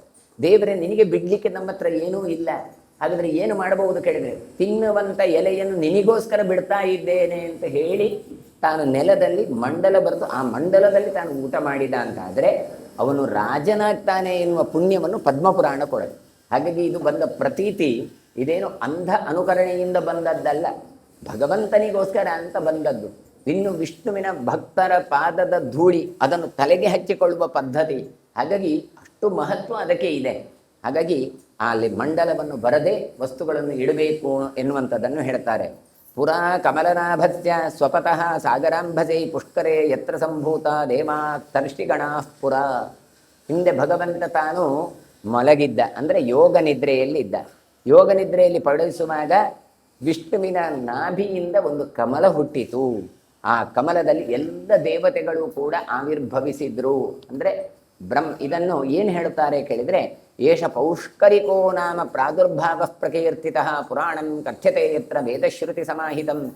ಇದನ್ನು ಪೌಷ್ಕರಿಕ ಅಂತ ವಿಷ್ಣುವಿನ ಅವತಾರ ಅಂತ ಹೇಳ್ತಾರೆ. ಅಂದರೆ ಕಮಲವನ್ನು ತಾನು ಉತ್ಪತ್ತಿ ಮಾಡಿದವ, ಚತುರ್ಮುಖ ಬ್ರಹ್ಮನನ್ನು ತಾನು ಸೃಷ್ಟಿ ಮಾಡಿದವ ಈತ ಅಂತ. ಹಾಗೆ ಅದಕ್ಕೆ ಹೇಳಿದರು, ಬ್ರಹ್ಮಣಿ ಬ್ರಹ್ಮರೂಪೋಸೌ ಶಿವರೂಪೇ ಶಿವಸ್ಥಿತ. ಬ್ರಹ್ಮನ ಒಳಗೆ ತಾನು ಬ್ರಹ್ಮನಾಗಿದ್ದಾನೆ. ಕೇವಲ ಒಬ್ಬ ಬ್ರಹ್ಮನನ್ನು ಮಾತ್ರ ಸೃಷ್ಟಿ ಮಾಡಿದ್ದಲ್ಲ, ನಾವು ಸೃಷ್ಟಿ ಮಾಡ್ತೇವೆ. ಸೃಷ್ಟಿ ಮಾಡಿದರೆ ಅದರ ಒಳಗಿನ ಕಂಟ್ರೋಲ್ ಇಲ್ಲವೇ ಇಲ್ಲ. ಮಕ್ಕಳನ್ನು ನಾವು ಸೃಷ್ಟಿ ಮಾಡಿದ್ದು ಹೌದು, ಮತ್ತೆ ಅವುಗಳೇ ನಮ್ಮನ್ನು ಆಳ್ತವೆ. ಹಾಗಾದರೆ ನಾವು ಅವುಗಳನ್ನು ಸುಮ್ಮನೆ ಸೃಷ್ಟಿಗೆ ಕಾರಣೀಭೂತರಾದೆವು ಅಂತ ಇಟ್ಟುಕೊಳ್ಬೇಕೆ ಹೊರತು ನಾವು ಮಾಡಿದ್ದು ಅಂತ ಹೇಳುವ ಹಾಗೆಯೇ ಇಲ್ಲ. ಭಗವಂತ ಹಾಗಲ್ಲ, ತಾನೇನು ಮಾಡ್ತಾನೆ, ಅವುಗಳ ಒಳಗೆ ನಿಂತುಕೊಂಡು ತಾನು ನಿಯಮನ ಮಾಡ್ತಾನೆ. ಹಾಗಾಗಿ ಪುರಾಣ ಹೇಳ್ತದೆ ವೇದಶ್ರುತಿ ಸಮಾಹಿತಂ. ಹಾಗಾಗಿ ಈ ವಿಚಾರವನ್ನೇ ಪುರಾಣಗಳೆಲ್ಲ ಹೇಳಿದ್ದು. ವಾರಾಹಸ್ತು ಶ್ರುತಿರ್ಮುಖ ಪ್ರಾದುರ್ಭಾವೋ ಮಹಾತ್ಮನಃ ಯತ್ರ ವಿಷ್ಣು ಪುರಾ ಶ್ರೇಷ್ಠೋ ವಾರಾಹಂ ರೂಪಮಾಸ್ಥಿತ ಮಹೀಂ ಸಾಗರ ಪರ್ಯಂತಾಂ ಶಶೈಲ ವನಕಾನನಾಂ. ಇನ್ನು ವರಾಹ ರೂಪವನ್ನು ಅವತಾರ ಮಾಡಿದ್ದಾನೆ. ವೇದಗಳೇ ಪ್ರಧಾನವಾಗಿರುವ ಮುಖಗಳಿಂದ ತಾನು ಪ್ರಾದುರ್ಭಾವವನ್ನು ಉಂಟು ಮಾಡಿದವ. ನೋಡಿ, ಇವತ್ತು ವೇದವನ್ನು ಹೊರಗೆ ಹಾಕಿದ ರೂಪಗಳು ಯಾವುದು ಅಂತ ಕೇಳಿದರೆ, ಒಂದು ವಾರಾಹ ಅಂತ ಹೇಳ್ತಾರೆ, ಇನ್ನೊಂದು ಹಯಗ್ರೀವ. ಒಂದು ಕುದುರೆಯ ರೂಪದಲ್ಲಿ, ಇನ್ನೊಂದು ವರಾಹ ಅಂದರೆ ಹಂದಿಯ ರೂಪದಲ್ಲಿ ಇದ್ದುಕೊಂಡು ವೇದವನ್ನು ಉದ್ಘಾರ ಮಾಡ್ತಾನೆ ಅಂತ ಹೇಳ್ತಾರೆ. ಹಾಗಾಗಿ ಸೃಷ್ಟಿ ಆರಂಭದಲ್ಲಿ ಭೂಮಂಡಲವನ್ನು ವ್ಯಾಪಿಸಿದ ಸಮುದ್ರ ಪರ್ಯಂತದಲ್ಲಿ ಬೆಟ್ಟ ಕಾಡುಗಳಿಂದ ಇರುವಂತಹ ಆ ಸಂದರ್ಭದಲ್ಲಿ ಭೂಮಿಯನ್ನು ವರಾಹ ಉದ್ಧಾರ ಮಾಡಿದ, ವೇದವನ್ನು ಉದ್ಧಾರ ಮಾಡಿದ. ಈ ಭೂಮಿ ಏನಾಯಿತು ಕೇಳಿದರೆ, ಕಕ್ಷೆಯನ್ನು ತಪ್ಪಿ ಮಹೀಂ ಸಾಗರ ಪರ್ಯಂತಾಂ ಶೈಲ ವನಕಾನನಂ. ಅದು ಏನಾಗುತ್ತೆ ಕೇಳಿದರೆ, ಭೂಮಿಗೆ ಮುಳುಗುತ್ತಾ ಬಂತು ಕಕ್ಷೆಯನ್ನು ತಪ್ಪಿ ತಪ್ಪಿ. ಆಗ ಈತ ಏನು ಮಾಡ್ತಾನೆ, ಅದನ್ನು ಮತ್ತೆ ತಾನು ಶ್ರೇಷ್ಠವಾದಂಥ ವರಾಹ ಅದನ್ನು ಆ ಕಕ್ಷೆಯಲ್ಲಿ ಇಡ್ತಾನೆ. ಇದನ್ನೇ ಸರಸಭಾರತಿಯಲ್ಲಿ ಕೂಡ ವಾದಿರಾಜರು ಹೇಳ್ತಾರೆ, ತುಂಗೇ ತುರಂಗ ವದನೋತ್ತುಂಗ ದಂಷ್ಟ್ರಾ ಸಮುದ್ಭವೇ ತುಂಗೇ ತಂ ಗೇಯಂ ಕವಿಭಿರ್ಮ್ ಮೇ ಅಂತರಂಗೆ ಸಾಂಗ ಸ್ಥಿರೀಕುರು ಅಂತ. ಅಂದರೆ ಹಯಗ್ರೀವ ಮುಖದಿಂದ ಹುಟ್ಟಿದ್ದು ಅಂತ ಹೇಳ್ತಾರೆ, ಅದೇ ತುಂಗೆ ಅಂತ. ಹಯಗ್ರೀವ ಅಂದ್ರೆ ಏನು? ಹಯ ಅಂದರೆ ಕುದುರೆ. ಹಾಗಿದ್ರೆ ಕುದುರೆ ಮುಖ, ಹಯವದನ ಅಂದ್ರೆ ಕುದುರೆ ಮುಖ. ಆ ಕುದುರೆ ಮುಖದಿಂದ ಹೊರಟದ್ದು ಗಂಗೆ, ಯಾರು? ತುಂಗೆ. ಹಾಗಾಗಿ ತುಂಗಾಪಾನ. ಹಾಗಾಗಿ ವಿಶೇಷವಾಗಿ ಭಗವಂತನಿಂದಲೇ ಹೊರಟದ್ದು ಇಂತಹ ಒಂದು ಶಾಸ್ತ್ರಗಳು. ಹಾಗಾಗಿ ಕುದುರೆಯ ಮುಖದಿಂದಲೂ ತಾನು ವೇದವನ್ನು ಉದ್ಘಾರ ಮಾಡಿದ್ದು ಉಂಟು. ಆಮೇಲೆ ವರಾಹ ರೂಪದಿಂದಾಗಿ ತಾನು ಹೊರಗೆ ಹಾಕಿದ್ದಾನೆ. ವೇದಪಾದೋ ಯೋಪದಂಷ್ಟ್ರ ಕ್ರತುರ್ದಂಶ್ಚಿತೀಮುಖ ಅಗ್ನಿಜಿಕ್ಕೋ ದರ್ಭರೋಮ ಬ್ರಹ್ಮಶೀರ್ಷೋ ಮಹಾತಪಾಹ. ವರಾಹನ ಪಾದ ಉಂಟಲ್ಲ, ಅದು ವೇದಪಾದ. 4 ಕಾಲು ಉಂಟು ವರಾಹನದ್ದು, ಅದೇ ಋಗ್ಯಜುಸ್ಸಾಮಾಥರ್ವಗಳು ಅಂತ ಹೇಳ್ತಾರೆ. ಇನ್ನು ಕೋರೆದಾಡೆಗಳು ಉಂಟು ಹಂದಿಗೆ. ಆ ಕೋರೆದಾಡೆ ಯಾವುದು ಕೇಳಿದರೆ, ಅದು ಯಜ್ಞದ ಯೂಪಸ್ತಂಭ ಅಂತ ಹೇಳ್ತಾ ಇದ್ದಾರೆ. ಬಲಿಯನ್ನು ಕೊಡುವಂಥ ಯಾವುದೊಂದು ಕಂಬ ಉಂಟು ಅದು. ಹಾಗಾದರೆ ಅವನ ಹಲ್ಲು ಉಂಟಲ್ಲ, ಅದು ಯಜ್ಞ ಸ್ವರೂಪ ಆಗಿದೆ. ಮುಖ ಉಂಟಲ್ಲ, ಅದು ಯಜ್ಞ ಚಯನ ಮಾಡುವ ಚಿತಿ, ಅಗ್ನಿಯನ್ನು ಸಂಗ್ರಹ ಮಾಡುವಂಥ ಒಂದು ಯಾಗದಲ್ಲಿರುವಂಥ ಚಿತಿ ಅಂತ ಕರೀತಾರೆ. ಅದು ಅವನದ್ದು ಮುಖ, ಅಥವಾ ಜ್ಞಾನರೂಪವಾಗಿದೆ. ಇನ್ನು ನಾಲಿಗೆ ಉಂಟಲ್ಲ, ಅದು ಅಗ್ನಿ ಸ್ವರೂಪ. ಇನ್ನು ರೋಮ ಉಂಟಲ್ಲ, ಆ ರೋಮವನ್ನು ಹುಟ್ಟಿದ್ದೇ ಪವಿತ್ರವಾದಂತಹ ಪವಿತ್ರ ಅಂದರೆ ದರ್ಭೆ ಅಂತ ಅರ್ಥ. ಹಾಗಾಗಿ ಅಂತಹ ದರ್ಭೆಗಳು ತಲೆ ಆದರೂ ಕೂಡ ಮಹಾತೇಜಯುಕ್ತವಾದಂತಹ ಜ್ಞಾನಾತ್ಮಕವಾದದ್ದು. ಹೀಗೆ ಜ್ಞಾನವನ್ನು ಕೊಟ್ಟ ರೂಪವೇ ವರಾಹ ರೂಪ ಅಂತ ಹೇಳ್ತಾರೆ. ಅಹೋರಾತ್ರೇ ಕ್ಷಣೈ ದಿವ್ಯ ವೇದಾಂಗ ಶ್ರುತಿಭೂಷಣ ಆಜ್ಯನಾಥ ಸರ್ವತ್ತುಂಡ ಸಾಮಘೋಷಸ್ವನೋ ಮಹಾನ್. ವರಾಹನ 2 ಕಣ್ಣುಗಳು ಉಂಟಲ್ಲ, ಅದು ಹಗಲು ಮತ್ತು ರಾತ್ರಿ, ಅದು ಬೆಳಗಿಸುವಂಥದ್ದು ಅಂತ ಕೊಡ್ತಾರೆ. ವೇದಾಂಗದ ಯಾವುದನ್ನು ಶ್ರುತಿಗಳು ಉಂಟಲ್ಲ, ಅದು ದೇಹದ ಅವನದು ಅಲಂಕಾರಗಳು. ಹಾಗಾಗಿ ಭಗವಂತನ ಇದ್ದದ್ದನ್ನು ಚಂದ ಮಾಡಿಕೊಡುವಂಥದ್ದು ಅದು ಛಂದಸ್ಸುಗಳು, ಅದೇ ಅಲಂಕಾರಗಳು. ಹಾಗಾಗಿ ಅವನ ಮೂಗು ಯಾವುದು ಕೇಳಿದರೆ, ಅದು ಆಜ್ಯ, ತುಪ್ಪ ಅಂತ ಹೇಳ್ತಾರೆ. ಅವನ ಬಾಯಿ ಉಂಟಲ್ಲ, ಅದೇ ಸ್ರುವ ಅಂತ. ಅವನ ಮೂಗಿನಿಂದ ಹೊರ ಹೋಗುವ ಶಬ್ದ ಉಂಟಲ್ಲ, ಅದೇ ಸಾಮಘೋಷ ಅಂತ ಹೇಳ್ತಾರೆ. ಓಂಕಾರಶ್ಚಾಥ ಶಬ್ದಶ್ಚ ದ್ವಾವೇದೌ ಬ್ರಹ್ಮಣ ಪ್ರಕಂಠಂ ಭಿಕ್ವಾ ವಿನಿರ್ಯಾತವು ಅಂತ ಹೇಳಿದ್ರು. ಓಂಕಾರ ಮತ್ತು ಅಥ ಶಬ್ದ ಅದು ನಿತ್ಯವೂ ಕೂಡ ಕುದುರೆಯ ಮುಖದಿಂದ ಹೊರಗೆ ಬರ್ತಾ ಇದೆ ಅಂತ, ಹಾಗಾಗಿ ಮಂಗಳ ಅಂತ. ಹಾಗೆ ಇಲ್ಲಿ ವರಾಹನದಿಂದಾಗಿ ಹೊರಗೆ ಬರುವಂತಹ ಯಾವ ಉಚ್ಛ್ವಾಸಗಳೆಲ್ಲ ಉಂಟು ಅದೆಲ್ಲ ವೇದಗಳು ಅಂತ ಕೊಡ್ತಾರೆ. ಅವಯವಗಳು ಪೂರ್ತಿ ವರಾಹನದ್ದು ಯಜ್ಞದ ಕಲ್ಪನೆಯನ್ನು ಮಾಡಿಕೊಂಡು ಹೇಳ್ತಾ ಇದ್ದಾರೆ. ಹಾಗಾಗಿ ಇವನಿಗೆ ತಸ್ಯ ಯಜ್ಞವರಾಹಸ್ಯ ಅಂತ ಹೇಳಿ ವಿಷ್ಣೋರಮಿತ ತೇಜಃ ಪ್ರಣಮಾಂ ಏಪಿ ಕುರ್ವಂತೆ ತೇಷಾಮಪಿ ನಮೋ ನಮಃ ಅಂತ ಹೇಳಿದ್ದಾರೆ ಕೃಷ್ಣಾಮೃತ ಮಾಡಿ. ಅಂದರೆ ಈ ಯಜ್ಞವರಾಹನಿಗೆ ಯಾರು ನಮಸ್ಕಾರ ಮಾಡ್ತಾರಲ್ಲ ಆ ನಮಸ್ಕಾರ ಮಾಡುವವರಿಗೆ ಮೊದಲು ನಮಸ್ಕಾರ ಮಾಡಬೇಕು ಅಂತ ಹೇಳ್ತಾರೆ ನೋಡಿ. ಪ್ರಣಾಮಂ ಏಪಿ ಕುರ್ವಂತಿ ತೇಷಾಮಪಿ ನಮೋ. ಅಯ್ಯೋಯ್ಯೋ ದೇವರಿಗೆ ನಮಸ್ಕಾರ ಮಾಡುವವರು, ಯಜ್ಞವರಾಹನ ಪೂಜೆ ಮಾಡುವವರು ನಿಮಗೆ ದೊಡ್ಡ ನಮಸ್ಕಾರ ಅಂತ. ಅಂದರೆ ಭಗವಂತನಿಗೆ ನಮಸ್ಕಾರ ಮಾಡುವಾಯ್ತಲ್ಲ, ಅವನ ನಮಸ್ಕಾರ ಮಾಡುವವರಿಗೂ ಕೂಡ ನಮಸ್ಕಾರ ಮಾಡಬೇಕು. ಅಷ್ಟು ಮಹತ್ವ ಆ ವೇದವನ್ನು ಕೊಟ್ಟಂತಹ ಯಜ್ಞವರಾಹನಿಗೆ ಇದೆ ಅಂತ ಹೇಳ್ತಾ ಇದ್ದಾರೆ.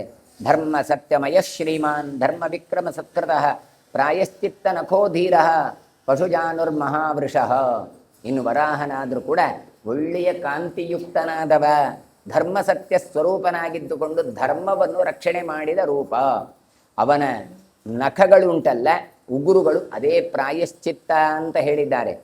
ಅವನ ತೊಡೆ ಎನ್ನುವಂಥದ್ದು ಯಜ್ಞಕ್ಕೆ ಕಟ್ಟಿದ ಪಶುವಿನ ಹಾಗೆ ಅತ್ಯಂತ ಪವಿತ್ರವಾದದ್ದು. ಹೀಗೆ ಪವಿತ್ರವಾದಂತಹ ಯಾಜ್ಞೀಯ ರೂಪ ಉಂಟಲ್ಲ ಅದನ್ನು ಹೇಳ್ತಾರೆ. ಯಾಜ್ಞೀಯ ವೃಷಭದಂತೆ ಭಗವಂತ ಕಂಗೊಳಿಸ್ತಾ ಇದ್ದಾನೆ.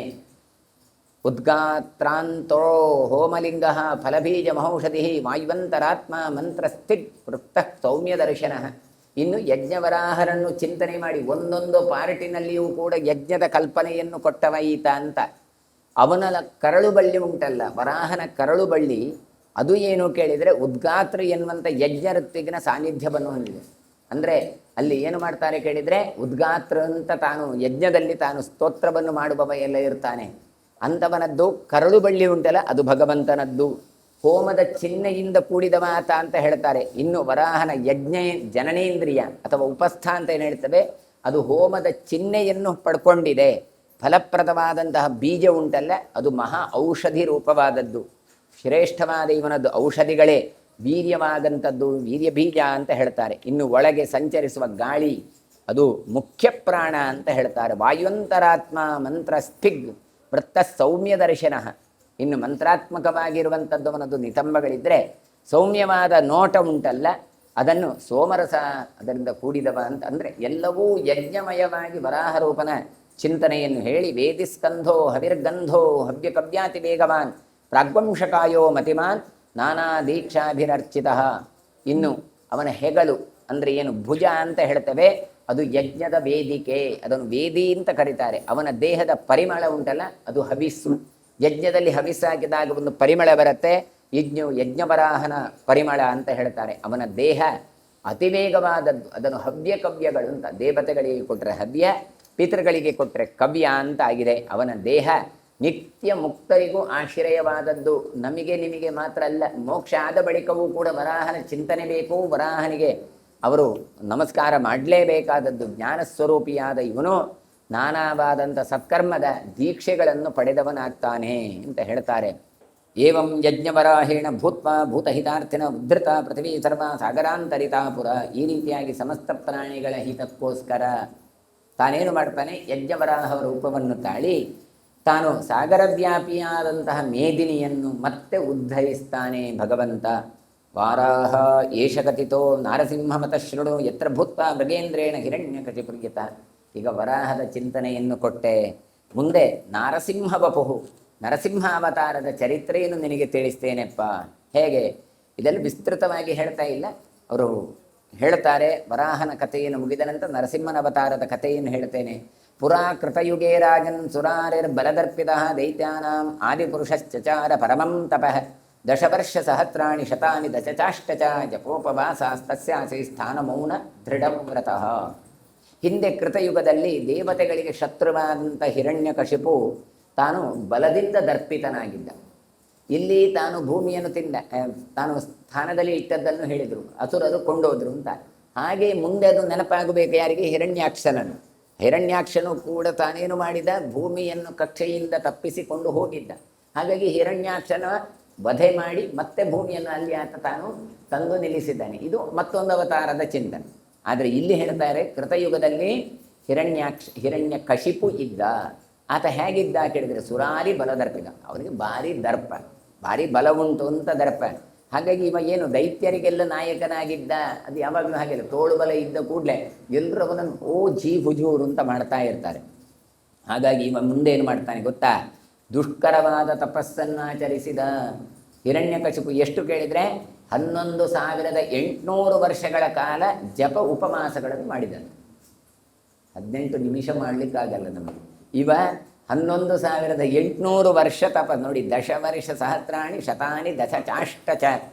ಇಷ್ಟು ಕಾಲ ತಾನು ಜಪ ಮಾಡಿದ್ದಾನೆ, ಇಷ್ಟು ಕಾಲ ಉಪವಾಸ ಮಾಡಿದ್ದಾನೆ, ಇಷ್ಟು ಕಾಲ ತಾನು ತಪಸ್ಸನ್ನು ಆಚರಿಸಿದ್ದಾನೆ. ಆಚರಿಸಿ ತಾನು ಅಸಮೇಜಯವಾದ ಬ್ರಹ್ಮ, ಆಮೇಲೆ ಬ್ರಹ್ಮಚರ್ಯದಿಂದ ಕೂಡಿಕೊಂಡಿದ್ದ, ಮೌನ ವ್ರತ ಎಲ್ಲ ಮಾಡಿದ್ದಂತೆ. ಇದು ಯಾಕೆ ಹೇಳ್ತಾರೆ ಅಂತ ಕೇಳಿದರೆ, ಅಲ್ಲ ನಮಗೆಲ್ಲ ಪ್ರಶ್ನೆ ಬರುತ್ತೆ, ಯಾಕೆ ಅವರಿಗೆಲ್ಲ ವರ ಕೊಡಬೇಕು? ಯಾಕೆ ಕೇಳಿದರೆ ಅವರಷ್ಟು ತಪಸ್ಸು ಮಾಡಿದ್ದಾರೆ, ಅವರು ಮಾಡಿದ ಕೆಲಸಗಳಿಗೆ ತಕ್ಕವಾದ ಫಲವನ್ನು ಕೊಡುವಂಥದ್ದು ಭಗವಂತನದ್ದು ನಿಯಮ. ಹಾಗಾಗಿ ಅವನು ಏನು ಮಾಡಿದ್ದಾನೆ ಕೊಡಿದ. ಅದೇ ಇದನ್ನು ಹೇಳ್ತಾರೆ, ಪಂಚಕೋಟ್ಯಶ್ಚ ವರ್ಷಾಣಿ ನಿಯತಾನ್ಯೇಕಷಷ್ಟಿ ಚ ಷಷ್ಟಿಶ್ಚೈವ ಸಹಸ್ರಾಣಂ ಜಗ್ಮುಸ್ತತ್ರ ಮಹಾರಾತ್ಮನಃ ಅಂತ ತಾನು ಹೇಳ್ತಾರೆ ಭಾಗವತಾದಿ ಗ್ರಂಥಗಳಲ್ಲಿ. ಬೇರೆದರಲ್ಲಿ ಹಿರಣ್ಯಕಶಿಪು ಈ ಧರೆಯನ್ನು 5,61,60,60,000 ವರ್ಷ ಆಳಿದ್ದಾನೆ ಅಂತ ಹೇಳ್ತಾರೆ ಮಹಾಭಾರತದ ಒಂದು ಕಥೆಯಲ್ಲಿ. ಅಂದರೆ ಅಷ್ಟು ಕಾಲ ಅವರೆಲ್ಲ ಕಾರುಬಾರು ಮಾಡಿದವರು, ಇಷ್ಟು ಕಾಲ ತಪಸ್ಸನ್ನು ಮಾಡಿದವರು. ತತಃ ಶಮದಮಾಭ್ಯಾಂಚ ಬ್ರಹ್ಮಚರ್ಯೇಣ ಚಾನಗ ಬ್ರಹ್ಮ ಪ್ರೀತಮನಾಥಸ್ಯ ತಪಸಾ ನಿಯಮೇನ ಚ.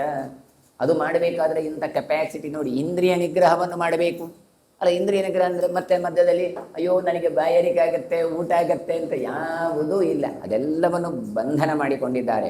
ಮನೋನಿಗ್ರಹ ಮಾಡಿಕೊಂಡು ಬ್ರಹ್ಮಚರ್ಯದಿಂದ ಕೂಡಿಕೊಂಡಿದ್ದಾರೆ. ಹೀಗಿದ್ದುಕೊಂಡು ಹಿರಣ್ಯಕಶಿಪು ತಾನು ತಪಸ್ಸುಗಳನ್ನು ನಿಯಮೇನ ಮಾಡಿಕೊಂಡು ಚತುರ್ಮುಖನನ್ನು ಸಂತೋಷಪಡಿಸಿದ. ತಂವೈ ಸ್ವಯಂಭೂರ್ಭಗವಾನ್ ಸ್ವಯಮಾಗಮ್ಯ ಭೂಪತೆ ವಿಮಾನೇನ ಅರ್ಕವರ್ಣೇನ ಹಂಸಯುಕ್ತೇನ ಭಾಸ್ವತ. ಆಗ ಚತುರ್ಮುಖವನ್ನು ತಾನು ಬಂದಿದ್ದಾನೆ. ಸ್ವಯಂ ಪ್ರೀತನಾದಂತಹ ಭಗವಾನಾದ ಚತುರ್ಮುಖ ಬ್ರಹ್ಮ ತಾನು ಹೇಗೆ ಬಂದ? ಹಂಸಯುಕ್ತನಾಗಿ ಸೂರ್ಯಪ್ರಕಾಶದಂತೆ ಬೆಳಕನ್ನು ಬಿಡುವ ವಿಮಾನಾರೂಢನಾಗಿ ತಾನು ಇವನು ಮಾಡುವ ತಪೋಭೂಮಿಗೆ ಬಂದ. ಆದಿತ್ಯೈರ್ವಸುಭಿಃ ಸಾರ್ಧೈಃ ಮರುದ್ಭಿರ್ದೇವತೈಃ ಸಹ ರುದ್ರೈರ್ವಿಶ್ವಸಹಾಯೈಶ್ಚ ಯಕ್ಷರಾಕ್ಷಸ ಕಿನ್ನರೈಃ. ಎಲ್ಲರೂ ಸ್ತೋತ್ರ ಮಾಡ್ತಾ ಇದ್ದಾರೆ. ಚತುರ್ಮುಖ ಬರುವಾಗ ಆದಿತ್ಯ, ವಸುಗಳು, ಸಾಧ್ಯರು, ಮರುದೇವತೆಗಳು, ರುದ್ರಾದಿ ದೇವತೆಗಳು, ವಿಶ್ವೇ ದೇವತೆಗಳು, ಯಕ್ಷರು, ರಾಕ್ಷಸರು, ಕಿನ್ನರು ಎಲ್ಲರೂ ಸ್ತೋತ್ರ ಮಾಡ್ತಾ ಇದ್ದಾರೆ. ಏನು ಹೇಳ್ತಾ ಇದ್ದಾರೆ ಕೇಳಿದರೆ, ಈ ಬ್ರಹ್ಮದೇವರ ಹತ್ರ ನೋಡಪ್ಪ ಹೋಗು, ದಿಶಾಭಿ ಪ್ರದಿಶಾಭಿಶ್ಚ ನದೀಭಿ ಸಾಗರೈಸ್ತತ ನಕ್ಷತ್ರೈಶ್ಚ ಮುಹೂರ್ತೈಶ್ಚ ಖಚರೈಶ್ಚಾಪರಗ್ರಹೈ ದೇವರ್ಷಿಭಿಸ್ತಪೋವೃದ್ಧೈ ಸಿದ್ಧೈ ಸಪ್ತರ್ಷಿಭಿಸ್ತಥ ರಾಜರ್ಷಿಭಿಸ್ತಥಾ ರಾಜಗಂಧರ್ವೈಶ್ಚಾಪ್ಸರೋಗಣೈ ಚರಾಚರ ಗುರು ಶ್ರೀಮಾನ್ ದೈತ್ಯ ಮೃತಃ ಸರ್ವಸುರೈಸ್ತಥಾ ಬ್ರಹ್ಮವಿದಾಂ ಶ್ರೇಷ್ಠೋ ದೈತ್ಯಂ ವಚನಮಬ್ರವೀ. ಇಂತಹ ಬ್ರಹ್ಮದೇವನ ಹತ್ರ ಹೇಳ್ತಾ ಇದ್ದಾರೆ ಅಂತ ಹೇಳ್ತಾರೆ. ಹೇಗೆ ಇಂತಹ ಶ್ರೇಷ್ಠನಾದ ಚತುರ್ಮುಖ ನೀನು ಹಿರಣ್ಯಕಶಿಪುವಿನ ಬಗ್ಗೆ ಅವರು ಹೀಗೆ ಹೇಳ್ತಾ ಇದ್ದಾರೆ. ಯಾರೆಲ್ಲ ಒಬ್ಬರಿಬ್ಬರು ಹೇಳಿದ್ದಲ್ಲ, ಅವನ ಹತ್ರ ಹೋಗಿ ಪ್ರಧಾನ ದಿಗ್ದೇವತೆಗಳು ಬಂದಿದ್ದಾರೆ, ಉಪದಿಗ್ದೇವತೆಗಳು, ನದಿಯಾಭಿಮಾನಿಗಳು, ಸಾಗರಾಭಿಮಾನಿ ದೇವತೆಗಳು, ನಕ್ಷತ್ರಾಭಿಮಾನಿಗಳು, ಮುಹೂರ್ತಾಭಿಮಾನಿಗಳು, ಆಕಾಶದಲ್ಲಿ ಸಂಚರಿಸುವಂತಹ ಪ್ರಧಾನ ಏನೆಲ್ಲ ಗ್ರಹಗಳು ಇದ್ದಾವೆ, ನಕ್ಷತ್ರಗಳಿದ್ದಾವೆ, ಅವುಗಳ ಅಭಿಮಾನಿ ದೇವತೆಗಳು. ಇನ್ನು ಅಮುಖ್ಯವಾದ ಗ್ರಹಾಭಿಮಾನಿ ದೇವತೆಗಳು ಅಂದರೆ ಕೆಲವು ನಮಗೆ ನವಗ್ರಹಗಳು ಪ್ರಧಾನ, ಬೇರೆದ್ದೆಲ್ಲೂ ಅಂದರೆ ಅವಾಂತರ ಗ್ರಹಗಳೂ ಇದ್ದಾವೆ. ಹಾಗಾಗಿ ಅಂಥವರು ತಪಸ್ಸಿನಿಂದ ಅಭಿವೃದ್ಧಿದ ಹೊಂದಿದಂತಹ ಮಹರ್ಷಿಗಳು, ದೇವತೆಗಳು, ಸಿದ್ಧರು, ಸಪ್ತರ್ಷಿಗಳು, ರಾಜರ್ಷಿಗಳು, ರಾಜಗಂಧರ್ವರು, ಅಪ್ಸರೆಯರು ಇವರೆಲ್ಲರೂ ಕೂಡ ಚರಾಚರ ಗುರುವಾದಂತಹ ಈ ಚತುರ್ಮುಖ ಬ್ರಹ್ಮನ ಹತ್ರ ಬಂದು ತಾವು ಸ್ತೋತ್ರ ಮಾಡಿ ಬ್ರಹ್ಮನ ಹತ್ರ ಹೇಳ್ತಾ ಇದ್ದಾರಂತೆ. ಪ್ರೀತೋಸ್ಮಿ ತಪ ಭಕ್ತಸ್ಯ ತಪಸಾನೇನ ಸಂವ್ರತ ವರಂ ವರಯ ಭದ್ರಂತೆ ಯಥೇಷ್ಟಂ ಕಾಮಮಾಪ್ನುಹಿ. ಅವರೆಲ್ಲ ಹೇಳ್ತಾ ಇದ್ದಾರಂತೆ, ಬ್ರಹ್ಮದೇವರ ಹತ್ರ ಹೋಗು ನೋಡು, ಅವನಿಗೆ ಏನಾದರೂ ವರ ಕೊಡು ಅಂತ. ಹಾಗಾಗಿ ವ್ರತನಿಷ್ಠನಾದಂತಹ ಈ ಹಿರಣ್ಯಕಶಿಪು ಹತ್ರ ಬಂದು ನಾನು ಪ್ರೀತನಾಗಿದ್ದೇನೆ, ನಿನಗೆ ಮಂಗಳವಾರ ವರವನ್ನು ಕೇಳು, ಯಥೇಷ್ಟವಾದಂತಹ ನಿನ್ನ ಕಾಮನೆಗಳನ್ನು ಈಡೇರಿಸ್ತೇನೆ ಅಂತ ಹೇಳಿದ. ಯಾರು? ಬ್ರಹ್ಮದೇವರು. ಆಗ ಹಿರಣ್ಯಕಶಿಪು ಹೇಳ್ತಾನೆ, ನ ದೇವಸುರಗಂಧರ್ವಾನ ಯಕ್ಷೋರಗ ರಾಕ್ಷಸಾಹನ ಮಾನುಷಾಹ ಪಿಶಾಚಾಶ್ಚ ಹನ್ಯುರ್ಮಾಂ ದೇವಸತ್ತಮ. ಅವ ಏನು ಕೇಳ್ತಾನೆ ಗೊತ್ತಾ ಹಿರಣ್ಯಕಶಿಪು? ದೇವೋತ್ತಮ, ನನ್ನನ್ನು ದೇವತೆಗಳಾಗಲಿ, ಅಸುರರಾಗಲಿ, ಗಂಧರ್ವರಾಗಲಿ, ಯಕ್ಷರಾಗಲಿ, ಊರಗ ಅಂದರೆ ಹಾವುಗಳಾಗಲಿ, ಇನ್ನು ರಾಕ್ಷಸರಾಗಲಿ, ಮನುಷ್ಯರಾಗಲಿ, ಪಿಶಾಚಗಳಾಗಲಿ ನನ್ನನ್ನು ಕೊಲ್ಲಬಾರದು ಅಂತ ಹೇಳಿದ. ಋಷಯೋವಾನ್ ಮಾಂ ಶಾಪೈ ಕ್ರುದ್ಧ ಲೋಕಪಿತಾಮಹ ಶಪೇಯುಸ್ತಪಸಾಯುಕ್ತ ವರಮೇತಂ ಋಣೋಮ್ಯಹಂ. ಇಷ್ಟು ಮಾತಲ್ಲ, ಮತ್ತೆ ಕೇಳಿದಂತೆ ಕೋಪಿಷ್ಠರಾದ ಋಷಿಗಳು ನನಗೆ ಶಾಪ ಕೊಡಬಾರದು ಅಂತ ಕೇಳಿದಂತೆ. ಹಾಗಾಗಿ ಅಲ್ಲಿ ಓದುವ ಕಥೆಗಳೇ ಬೇರೆ, ಇಲ್ಲಿ ಬರುವಂಥ ಕೆಲವು ವಿಚಾರಗಳೇ ಬೇರೆ ಇದೆ. ತಪಸ್ಸಿನಿಂದ ಕೂಡಿದ ಯಾವ ಶಾಪವೂ ಕೂಡ ನನಗೆ ತಟ್ಟಬಾರದು ಅಂತ ಕೇಳಿದಂತೆ. ಇಂತಹ ವರವನ್ನು ನೀನು ನನಗೆ ಕೊಡಬೇಕು ಅಂತ ಹೇಳಿದಂತೆ. ಆಮೇಲೆ ಹೇಳ್ತಾನೆ, ನ ಶಸ್ತ್ರೇಣ ನ ಚಾಸ್ತ್ರೇಣ ಗಿರಿಣ ಪಾದಪೇನವ ಶುಷ್ಕೇಣ ಚ ನಾರ್ದ್ರೇಣ ಸ್ಯಾನ್ನ ಚಾನ್ಯೇನ ಬಾಬತಃ. ಶಸ್ತ್ರದಿಂದಾಗಲಿ ಅಸ್ತ್ರದಿಂದಾಗಲಿ, ವೆಪನ್ಸ್ ಅಥವಾ ಮಂತ್ರಪೂರಿತವಾಗಿ ಬಿಡುವಂತಹ ಮಂತ್ರದಿಂದ ಬರುವಂತಹದನ್ನು ಅಸ್ತ್ರ ಅಂತ ಕರೀತಾರೆ. ಅದು ಎರಡರಿಂದಲೂ ಸಾವು ಬರಬಾರದು. ಬೆಟ್ಟದಿಂದಾಗಲಿ ಮರದಿಂದಾಗಲಿ, ಒಣಗಿದ ಪದಾರ್ಥದಿಂದಾಗಲಿ ಹಸಿಯ ಪದಾರ್ಥಗಳಿಂದಾಗಲಿ. ಅದಕ್ಕೋಸ್ಕರವೇ ಉಗುರನ್ನು ತಾನು ಇಟ್ಟುಕೊಳ್ಳೋದು. ಒಣಗಿದ್ದು ಅಲ್ಲ, ಹಸಿಯೂ ಅಲ್ಲ. ಹೊರಗಡೆ ಒಣಗಿರ್ತದೆ ತುದಿ, ಬುಡ ಹಸಿ ಇರ್ತದೆ. ಹಾಗಾಗಿ ಅಂಥದ್ದೆಲ್ಲ ಗೊತ್ತುಂಟು ನೋಡಿ. ಅಥವಾ ಬೇರೆ ಯಾವ ಪದಾರ್ಥದಿಂದಾಗಲಿ ನಾನು ಸಾಯಬಾರ್ದು. ಭವೇಯಂ ಅಹಮೇ ವಾರ್ಕಃ ಸೋಮೋ ವಾಯುರ್ಹುತಾಟನ ತೈಲಂ ಜಾಂತರಿಕ ನಕ್ಷತ್ರಾಣಿ ದಿಶೋದಶ. ಆಮೇಲೆ ಹೇಳ್ತಾನೆ, ಅಜ್ಜ ಪಿತಾಮಹ ಅಂತ ಕರೆದು ನಾನು ಸೂರ್ಯನಾಗಬೇಕು, ನಾನೇ ಚಂದ್ರನಾಗಬೇಕು, ನಾನೇ ವಾಯು, ಅಗ್ನಿ, ನೀರು, ಅಂತರಿಕ್ಷ, ನಕ್ಷತ್ರ, 10 ದೀಕ್ಷೆ ಎಲ್ಲವೂ ನಾನೇ ಆಗಬೇಕು ಕೇಳಿದಂತೆ. ಅಹಂ ಕ್ರೋಧಶ್ಚ ಕಾಮಶ್ಚ ವರುಣೋ ವಾಸವೋ ಯಮಃ ಧನದಶ್ಚ ಧನಾಧ್ಯಕ್ಷೋ ಯಕ್ಷಃ ಕಿಂ ಪುರುಷಾಧಿಪಃ. ನಾನು ಕಾಮ, ಕ್ರೋಧ, ಇನ್ನು ವರುಣ, ಇಂದ್ರ, ಯಮ, ಧನಾಧ್ಯಕ್ಷನಾದ ಕುಬೇರ, ಯಕ್ಷ, ಕಿಂಪುರುಷ ಎಲ್ಲರಿಗೂ ಕೂಡ ನಾನೇ ಅಧಿಪನಾಗಬೇಕು. ಏವ ಮುಕ್ತಸ್ತು ದೈತ್ಯೇನ ಸ್ವಯಂಭುರ್ಭಗವಾನ್ ತದಾ ಉವಾಚ ದೈತ್ಯರಾಜಂ ತಂ ಪ್ರಹಸನ್ ನೃಪಸತ್ತಮ. ಈ ರೀತಿಯಾಗಿ ದೈತ್ಯನಾದ ಹಿರಣ್ಯಕಶಿಪು ಕೇಳುವಾಗ ಚತುರ್ಮುಖ ಬ್ರಹ್ಮ ನಗತಾ ಮಾತಾಡಿದಂತೆ. ಏನು ಬ್ರಹ್ಮ? ಏತೇ ದಿವ್ಯ ಪರಾಸ್ತಾತ ಮಯಾ ದತ್ತಾಸ್ತವಾದ್ಭುತ ಸರ್ವಾನ್ ಕಾಮಾನಿ ಮಾಂಸ್ತಾತ ಪ್ರಾಪ್ಸತೆ ತ್ವನ್ನ ಸಂಶಯ. ಹಿರಣ್ಯಕಶಿಪು, ದಿವ್ಯವಾದ ವರವನ್ನು ನೀನು ಬೇಡ್ತಾ ಇದೆಯಲ್ಲ, ಅದ್ಭುತವಾದ ನಿನ್ನ ವರಗಳಿಗನ್ನು ನಾನು ಈಡೇರಿಸ್ತೇನೆ. ಎಲ್ಲ ನಿನ್ನ ಮನೋಭೀಷ್ಟವನ್ನು ಪಡಿತಿ, ಯಾವ ಸಂಶಯವೂ ಬೇಡ. ಅಂದರೆ ಅಪ್ಲಿಕೇಶನ್ ತುಂಬ ದೊಡ್ಡದುಂಟು. ಹಾಗಾಗಿ ಕೆಲವು ಮಾತ್ರ ಸ್ಯಾಂಕ್ಷನ್ ಮಾಡ್ತಾರೋ ಎಲ್ಲ ಮಾಡ್ತಾರೋ ಇಲ್ಲವೋ ಅಂತ ಇವನಿಗಿದ್ರೆ, ಇಲ್ಲ, ಎಲ್ಲವನ್ನೂ ಅನುಗ್ರಹಿಸ್ತಾ ಇದ್ದೇನೆ. ಏವ ಮುಕ್ತಾತ್ ಭಗವಾನ್ ಜಗಾಮ್ ಆಕಾಶಮೇವತೋ ವೈರಾಜಂ ಬ್ರಹ್ಮಸದನಂ ಮಹರ್ಷಿಗಣ ಸೇವಿತಂ. ಹೀಗೆ ಹೇಳಿ ತಾನು ವೈರಾಜವನಾಗಿ, ಅಂದರೆ ತನ್ನ ವೈರಾಜ ಎನಿಸಿದ ತನ್ನ ಬ್ರಹ್ಮಸದನವನ್ನು ಚತುರ್ಮುಖ ಬ್ರಹ್ಮ ಹೋಗಿ ತಾನು ಸೇರಿಕೊಳ್ತಾನೆ. ತಥೋ ದೇವಾಶ್ಚ ನಾಗಾಶ್ಚ ಗಂಧರ್ವ ಮುನಯಸ್ತದ ವರಪ್ರದಾನಂ ಶುತ್ತಯ್ಯ ಪಿತಾಮಹಂ ಉಪಸ್ಥಿತ. ಬಳಿಕ ಚತುರ್ಮುಖ ದೈತ್ಯನಿಗೆ ವರ ಕೊಟ್ಟಿದ್ದಾನೆ ಅಂತ ವಿಷಯವನ್ನು ತಿಳಿದಂತಹ ದೇವತೆಗಳು, ನಾಗಗಳು, ಗಂಧರ್ವರು, ಮುನಿಗಳು ಚತುರ್ಮುಖನ ಬಳಿಗೆ ಹೋಗಿ ಸ್ತೋತ್ರ ಮಾಡಲಿಕ್ಕೆ ಶುರು ಮಾಡಿದ್ರು. ಅಂದರೆ ಇದು ಕೊಟ್ಟಾಯಿತು, ಕೊಟ್ಟ ನಂತರ ಲೋಕಕ್ಕೆ ಕಂಟಕ ಆಯಿತು. ಕಂಟಕ ಆದ ನಂತರ ಮತ್ತೆ ಚತುರ್ಮುಖನ ಹತ್ರ ಹೋಗಿ ಇವರು ಪ್ರಾರ್ಥನೆ ಮಾಡ್ತಾ ಇದ್ದಾರೆ ದೇವತೆಗಳು. ಏನು? ವರೇಣಾನೇನ ಭಗವಾನ್ ಬಾಧಯಿಷ್ಠತಿ ನೋಸುರ ತತಃ ಪ್ರಸೀದ ಸ್ವಭಗವಾನ್ ವದೋಪ್ಯಸ್ಯ ವಿಚಿಂತ್ಯದಾಂ. ನೀನೋ ವರ ಕೊಟ್ಟಿ ಎಲ್ಲ ಸರಿ, ಆದರೆ ಅವ ಏನು ಮಾಡ್ತಾ ಇದ್ದಾನೆ? ಅಸುರ ನಮ್ಮನ್ನು ಹಿಂಸಿಸ್ತಾ ಇದ್ದಾನೆ. ಆದ್ದರಿಂದ ಪ್ರಸನ್ನನಾಗಿ ಅವನ ವಧೆ, ಅವನ ನಾಶ ಹೇಗೆ ಆಗಬೇಕು, ಅವುಗಳಿಗೆ ಉಪಾಯವನ್ನು ಮಾಡಬೇಕು ಅಂತ ಪ್ರಾರ್ಥನೆ ಮಾಡಿದ್ದನು. ಭಗವಾನ್ ಸರ್ವಭೂತಾನಂ ಸ್ವಯಂಭೂ ರಾಧಿಕೃದ್ವಿಭೋ ಸ್ರಷ್ಟಾ ಚ ಹವ್ಯಕವ್ಯಾನಾಂ ಅವ್ಯಕ್ತ ಪ್ರಕೃತಿ ಧ್ರುವ. ಚತುರ್ಮುಖನಾದರೂ ಕೂಡ ತಾನು ಸೃಷ್ಟಿಯನ್ನು ಮಾಡುವವ, ಸೃಷ್ಟಿಕರ್ತನಾಗಿದ್ದಾನೆ, ಸಮರ್ಥವಾಗಿದ್ದಾನೆ. ಅದಕ್ಕೋಸ್ಕರ ಹೇಳ್ತಾರೆ, ಸಮಸ್ತ ಜೀವಿಗಳಿಗೆ ಸೃಷ್ಟಿಕರ್ತನಾದ ಬ್ರಹ್ಮ ಹವ್ಯಕವ್ಯಗಳಿಗೆ ನಿಯಾಮಕನಾಗಿದ್ದುಕೊಂಡು ಪ್ರಕೃತಿ ನಿಯಾಮಕನಾಗಿ ಕೂಡ ನಿಶ್ಚಯವಾಗಿ ಇದ್ದಾನೆ. ಇಂತಹ ದೇವನಾದ ಪ್ರಜಾಪತಿ ಲೋಕಹಿತಕ್ಕೋಸ್ಕರ ದೇವತೆಗಳ ಮಾತುಗಳನ್ನು ಕೇಳಿಸಿ ಅವ ದೇವತೆಗಳನ್ನು ಕುರಿತು ತಾನು ಮಾತಾಡ್ತಾನೆ ಅಂತ ಹೇಳ್ತಾರೆ. ಏನು ಹೇಳ್ತಾನೆ? ಯಾಕೆ ವರ ಕೊಟ್ಟದ್ದು, ಮತ್ತೆ ಈಗ ಬಂದು ಮತ್ತೆ ಯಾಕೆ ಬೊಬ್ಬೆ ಹೊಡಿತಾ ಇದ್ದಾರೆ ಅಂತ ಕೇಳಿದರೆ, ತಥೋ ಲೋಕಹಿತಂ ವಾಕ್ಯಂ ಶುತ್ವಾ ದೇವಃ ಪ್ರಜಾಪತಿ ಪ್ರೋವಾಚ ಭಗವಾನ್ ವಾಕ್ಯಂ ಸರ್ವಾನ್ ದೇವಗಣಾಂತದ. ಇವರೆಲ್ಲ ಬಂದು ಲೋಕದ ಹಿತಕ್ಕೋಸ್ಕರ ಹೇಳುವ ಮಾತನ್ನು ಕೇಳಿ ಈತ ಆ ದೇವತೆಗಳಿಗೆ ಕುರಿತು ಬ್ರಹ್ಮದೇವರು ಹೇಳ್ತಾರಂತೆ, ಅವಶ್ಯಂ ತ್ರಿದಶಾಸ್ತ್ರೇನ ಪ್ರಾಪ್ತವ್ಯಂ ತಪಸಃಫಲಂ ತಪಸೋಂತ್ಯಸ್ಯ ಭಗವಾನ್ ವಧಂ ವಿಷ್ಣು ಕರಿಷ್ಯತಿ. ನೋಡಿ, ಇದು ಒಳ್ಳೆಯ ವಾಕ್ಯ. ಏನು ಹೇಳ್ತಾರೆ ಕೇಳಿದರೆ, ಅವಶ್ಯಂ ತ್ರಿದಶಾಸ್ತ್ರೇನ ಪ್ರಾಪ್ತವ್ಯಂ ತಪಸಃ ಫಲಂ. ದೇವತೆಗಳೇ, ಅವ ನನ್ನನ್ನು ಕುರಿತು 11,800 ವರ್ಷಗಳ ಕಾಲ ತಾನು ತಪಸ್ಸನ್ನು ಮಾಡಿದ್ದಾನೆ. ಹಾಗಾಗಿ ಅವನು ಅನೇಕ ಸಾವಿರ ವರ್ಷ ಮಾಡಿದ ತಪಸ್ಸಿಗೆ ಅವಶ್ಯವಾದ ಫಲವನ್ನು ಅವ ಅನುಭವಿಸಲೇಬೇಕು. ಹಾಗಾಗಿ ಅವನಿಗೆ ನಾನು ಅನುಗ್ರಹ ಮಾಡಿದೆ. ಯಾವಾಗ ಅವನ ತಪಸ್ಸಿನ ಫಲ ಮುಗಿತದೋ ಆಗ ವಿಷ್ಣು ಬಂದು ತಾನು ಅವನನ್ನು ವಧೆ ಮಾಡ್ತಾನೆ. ಆಲೋಚನೆ ಮಾಡಿ, ಹಿರಣ್ಯಕಶಿಪು ಭಾರತ ಹೇಳುತ್ತೆ ಎಷ್ಟು ಕಾಲ ತಪಸ್ಸವನ್ನು ಮಾಡಿ ಆಡಳಿತ ಮಾಡಿದ ಕೇಳಿದರೆ 5,61,60,60 ವರ್ಷ ತಾನು 5,61,60,60,000 ವರ್ಷ ತಾನು ರಾಜ್ಯಭಾರವನ್ನು ಮಾಡಿದ್ದಾನೆ. ದಶವರ್ಷ ಸಹಸ್ರಾಣಿ ಶತಾನಿ ದಶಪಂಚಚ ಜಪೋಪವಾಸೈ ಸಸ್ಯಾಸಿ ಸ್ಥಾಣುರ್ಮೌನಕ ವ್ರತೋ ಅಭವತ್ ಅಂತ ಹೇಳ್ತಾರೆ. ಹಾಗಾದರೆ ಇವನು ಮಾಡುವ ಕೆಲಸಕ್ಕೆ ಫಲ ಕೊಡಬೇಕೋ ಬೇಡ? ಈಗ ಯಾಕೆ ಅವನಿಗೆ ಕೊಟ್ಟ ಕೇಳಿದರೆ ಅಷ್ಟೇ ಕಷ್ಟಪಟ್ಟಿದ್ದಾನೆ. ಇದರಿಂದ ಇನ್ನೊಂದು ಸಂದೇಶ ಏನು ಕೊಡ್ತಾರೆ ಕೇಳಿದರೆ, ನೀವು ಅಷ್ಟೇ ಎಷ್ಟು ಧ್ಯಾನ ಹೋಮ ಪ್ರವಚನ ಮಾಡ್ತಿರೋ ಅದಕ್ಕೆ ಅವಶ್ಯವಾದ ಫಲ ಇದೆ. ಇವತ್ತು ಎಷ್ಟೋ ಜನ ಹೇಳ್ತಾರೆ, ನಾವು ಸಾಮಾನ್ಯ ಒಂದು 20-25 ವರ್ಷದಲ್ಲಿ ಇದೇ ಚಂದ್ರಶಾಲೆಯಲ್ಲಿ ಕುಳಿತು ಪುರಾಣ ಕೇಳಿದ್ದೇವೆ, ಕೇಳಿದ್ರು ನಮಗೆ ತಲೆಗೆ ಉಳಿಯೋದೇ ಇಲ್ಲ. ಹಾಗಾದರೆ ಕೇಳಿದ್ದು ವ್ಯರ್ಥವ ಕೇಳಿದರೆ ಖಂಡಿತ ವ್ಯರ್ಥ ಅಲ್ಲ. ಅಂತ ಹಿರಣ್ಯಕಶಿಪುವೇ ತಪಸ್ಸು ಮಾಡಿದ್ದಕ್ಕೆ ಫಲ ಕೊಡ್ತಾನೆ ಅಂತಾದರೆ, ನಾವು ಮಾಡುವ ಅನುಷ್ಠಾನಕ್ಕೆ ಫಲ ಇಲ್ವಾ ಕೇಳಿದರೆ ಖಂಡಿತ ಫಲ ಇದೆ. ಆದರೆ ಏನು ಕೇಳಿದರೆ ಇವತ್ತೇ ಫಲ ಅಂತ ಎಲ್ಲಿಯೂ ಹೇಳಿಲ್ಲ. ಹಾಗಾದರೆ ಆ ತಪಸ್ಸಿನ ಫಲ ಉಂಟಲ್ಲ, ಅದರದ್ದು ನಾವು ಅನುಭವಿಸಲಿಕ್ಕೆ ಉಂಟು. ನೀವು ಒಳ್ಳೆಯದು ಮಾಡಿದರೆ ಅವಶ್ಯಂ ಭೋಕ್ತವ್ಯಂ. ಹಾಗಾಗಿ ನಾವು ಒಳ್ಳೆಯದು ಮಾಡಿದರೆ ಖಂಡಿತ ಅದರದ್ದು ಫಲ ಉಂಟು, ಕೆಟ್ಟದು ಮಾಡಿದರೆ ಅದೂ ಫಲ ಇದೆ. ಹಾಗಾಗಿ ನಿಮ್ಮದು ಆರ್ಗ್ಯುಮೆಂಟ್ ಏನು ಕೇಳಿದರೆ ಇವತ್ತೇ ಅನುಭವಿಸಬೇಕು, ಅವನ್ನು ಇವತ್ತೇ ತಿನ್ನಬೇಕು, ನನಗೆ ಅನ್ಯಾಯ ಮಾಡಿದ್ದಾನೆ ಕೇಳಿದರೆ ಆಗೋದಿಲ್ಲ.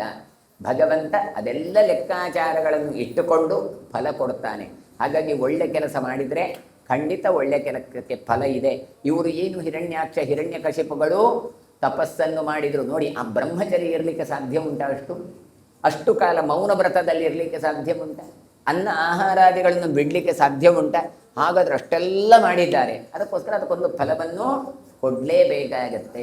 ಆದರೆ ಏನು ಭಗವದ್ವಿಮುಖವಾದಂಥ ಫಲಗಳವುಗಳು. ಹಾಗಾಗಿ ಅವುಗಳಿಗೆ ಮೋಕ್ಷಕ್ಕೆ ಸಹಕಾರಿ ಅಲ್ಲ.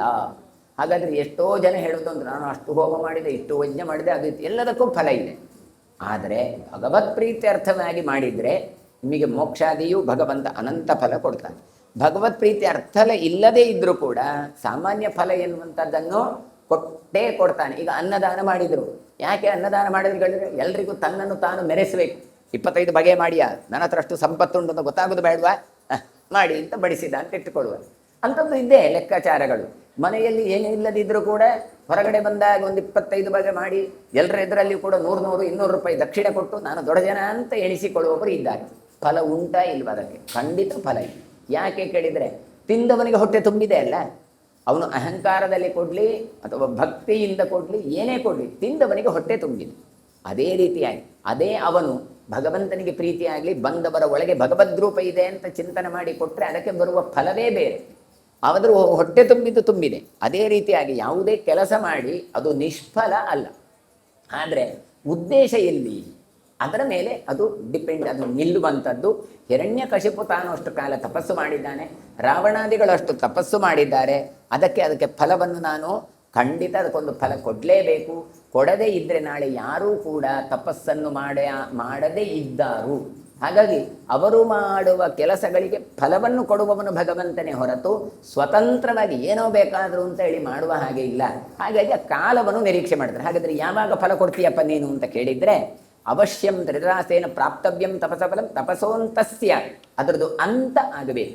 ಅವನು ತಾನು ತಪಸ್ಸು ಮಾಡಿದ ಪುಣ್ಯ ಉಂಟಲ್ಲ, ಅದು ಎಂಡ್ ಆಗಬೇಕು. ಆ ಎಂಡ್ ಆಗುವಾಗ, ಕೊನೆ ಕೊಂಡಾಗ ನಾನು ಅವನನ್ನು ವಧಿಸ್ತೇನೆ ಅಂತ.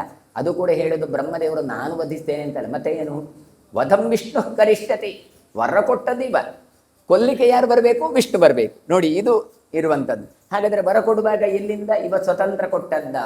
ಇದು ನಾವು ಆಲೋಚನೆ ಮಾಡಬೇಕು. ಬ್ರಹ್ಮದೇವರು ತಪಸ್ಸಿಗೆ ವರ ಕೊಟ್ಟರು, ಆದರೆ ಕೊಟ್ಟದ್ದೆಲ್ಲಿಂದ? ಭಗವದಾಜ್ಞೆಯಿಂದಲೇ. ಯಾಕೆ ಅಂದರೆ ವಿಷ್ಣುವೇ ಬಂದು ವರ ಕೊಡಬೇಕಿತ್ತಲ್ಲ ಕೇಳಿದರೆ, ಕರ್ದದ್ದು ಯಾರನ್ನವ?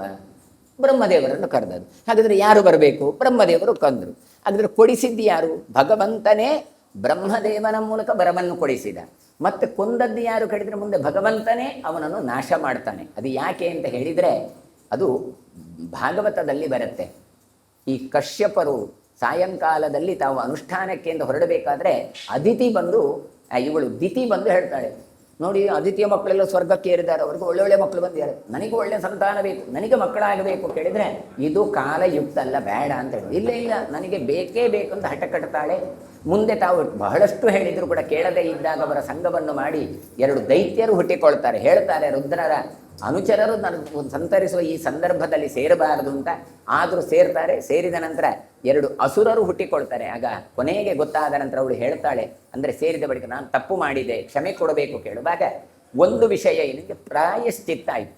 ಮಾಡಬಾರದ ಕೆಲಸವನ್ನು ಯಾವುದೋ ಒಂದು ವೇಗದಿಂದ ನೀನು ಮಾಡಿಬಿಟ್ಟಿದ್ದಿ, ಆದರೆ ಮಾಡಬಾರದು ಅಂತ ಗೊತ್ತಿತ್ತು, ತಪ್ಪು ಅಂತ ನಿನಗೆ ಮನವರಿಕೆ ಆಯ್ತಲ್ಲ, ಅದಕ್ಕೊಂದು ಫಲ ಏನು ಗೊತ್ತಾ, ಭಗವಂತನಿಂದ ಸ್ಪರ್ಶ ಆಗಿ ಅವರ ನಾಶ ಆಗತ್ತೆ ಅಂತ. ಹಾಗಾಗಿ ಮುಂದೆ ಭಗವಂತ ತಾನು ಹಿರಣ್ಯಕಶಿಪುವರನ್ನು ವರಾಹ ಮತ್ತು ನರಸಿಂಹ ಅವತಾರದಿಂದ ವಧೆ ಮಾಡ್ತಾನೆ.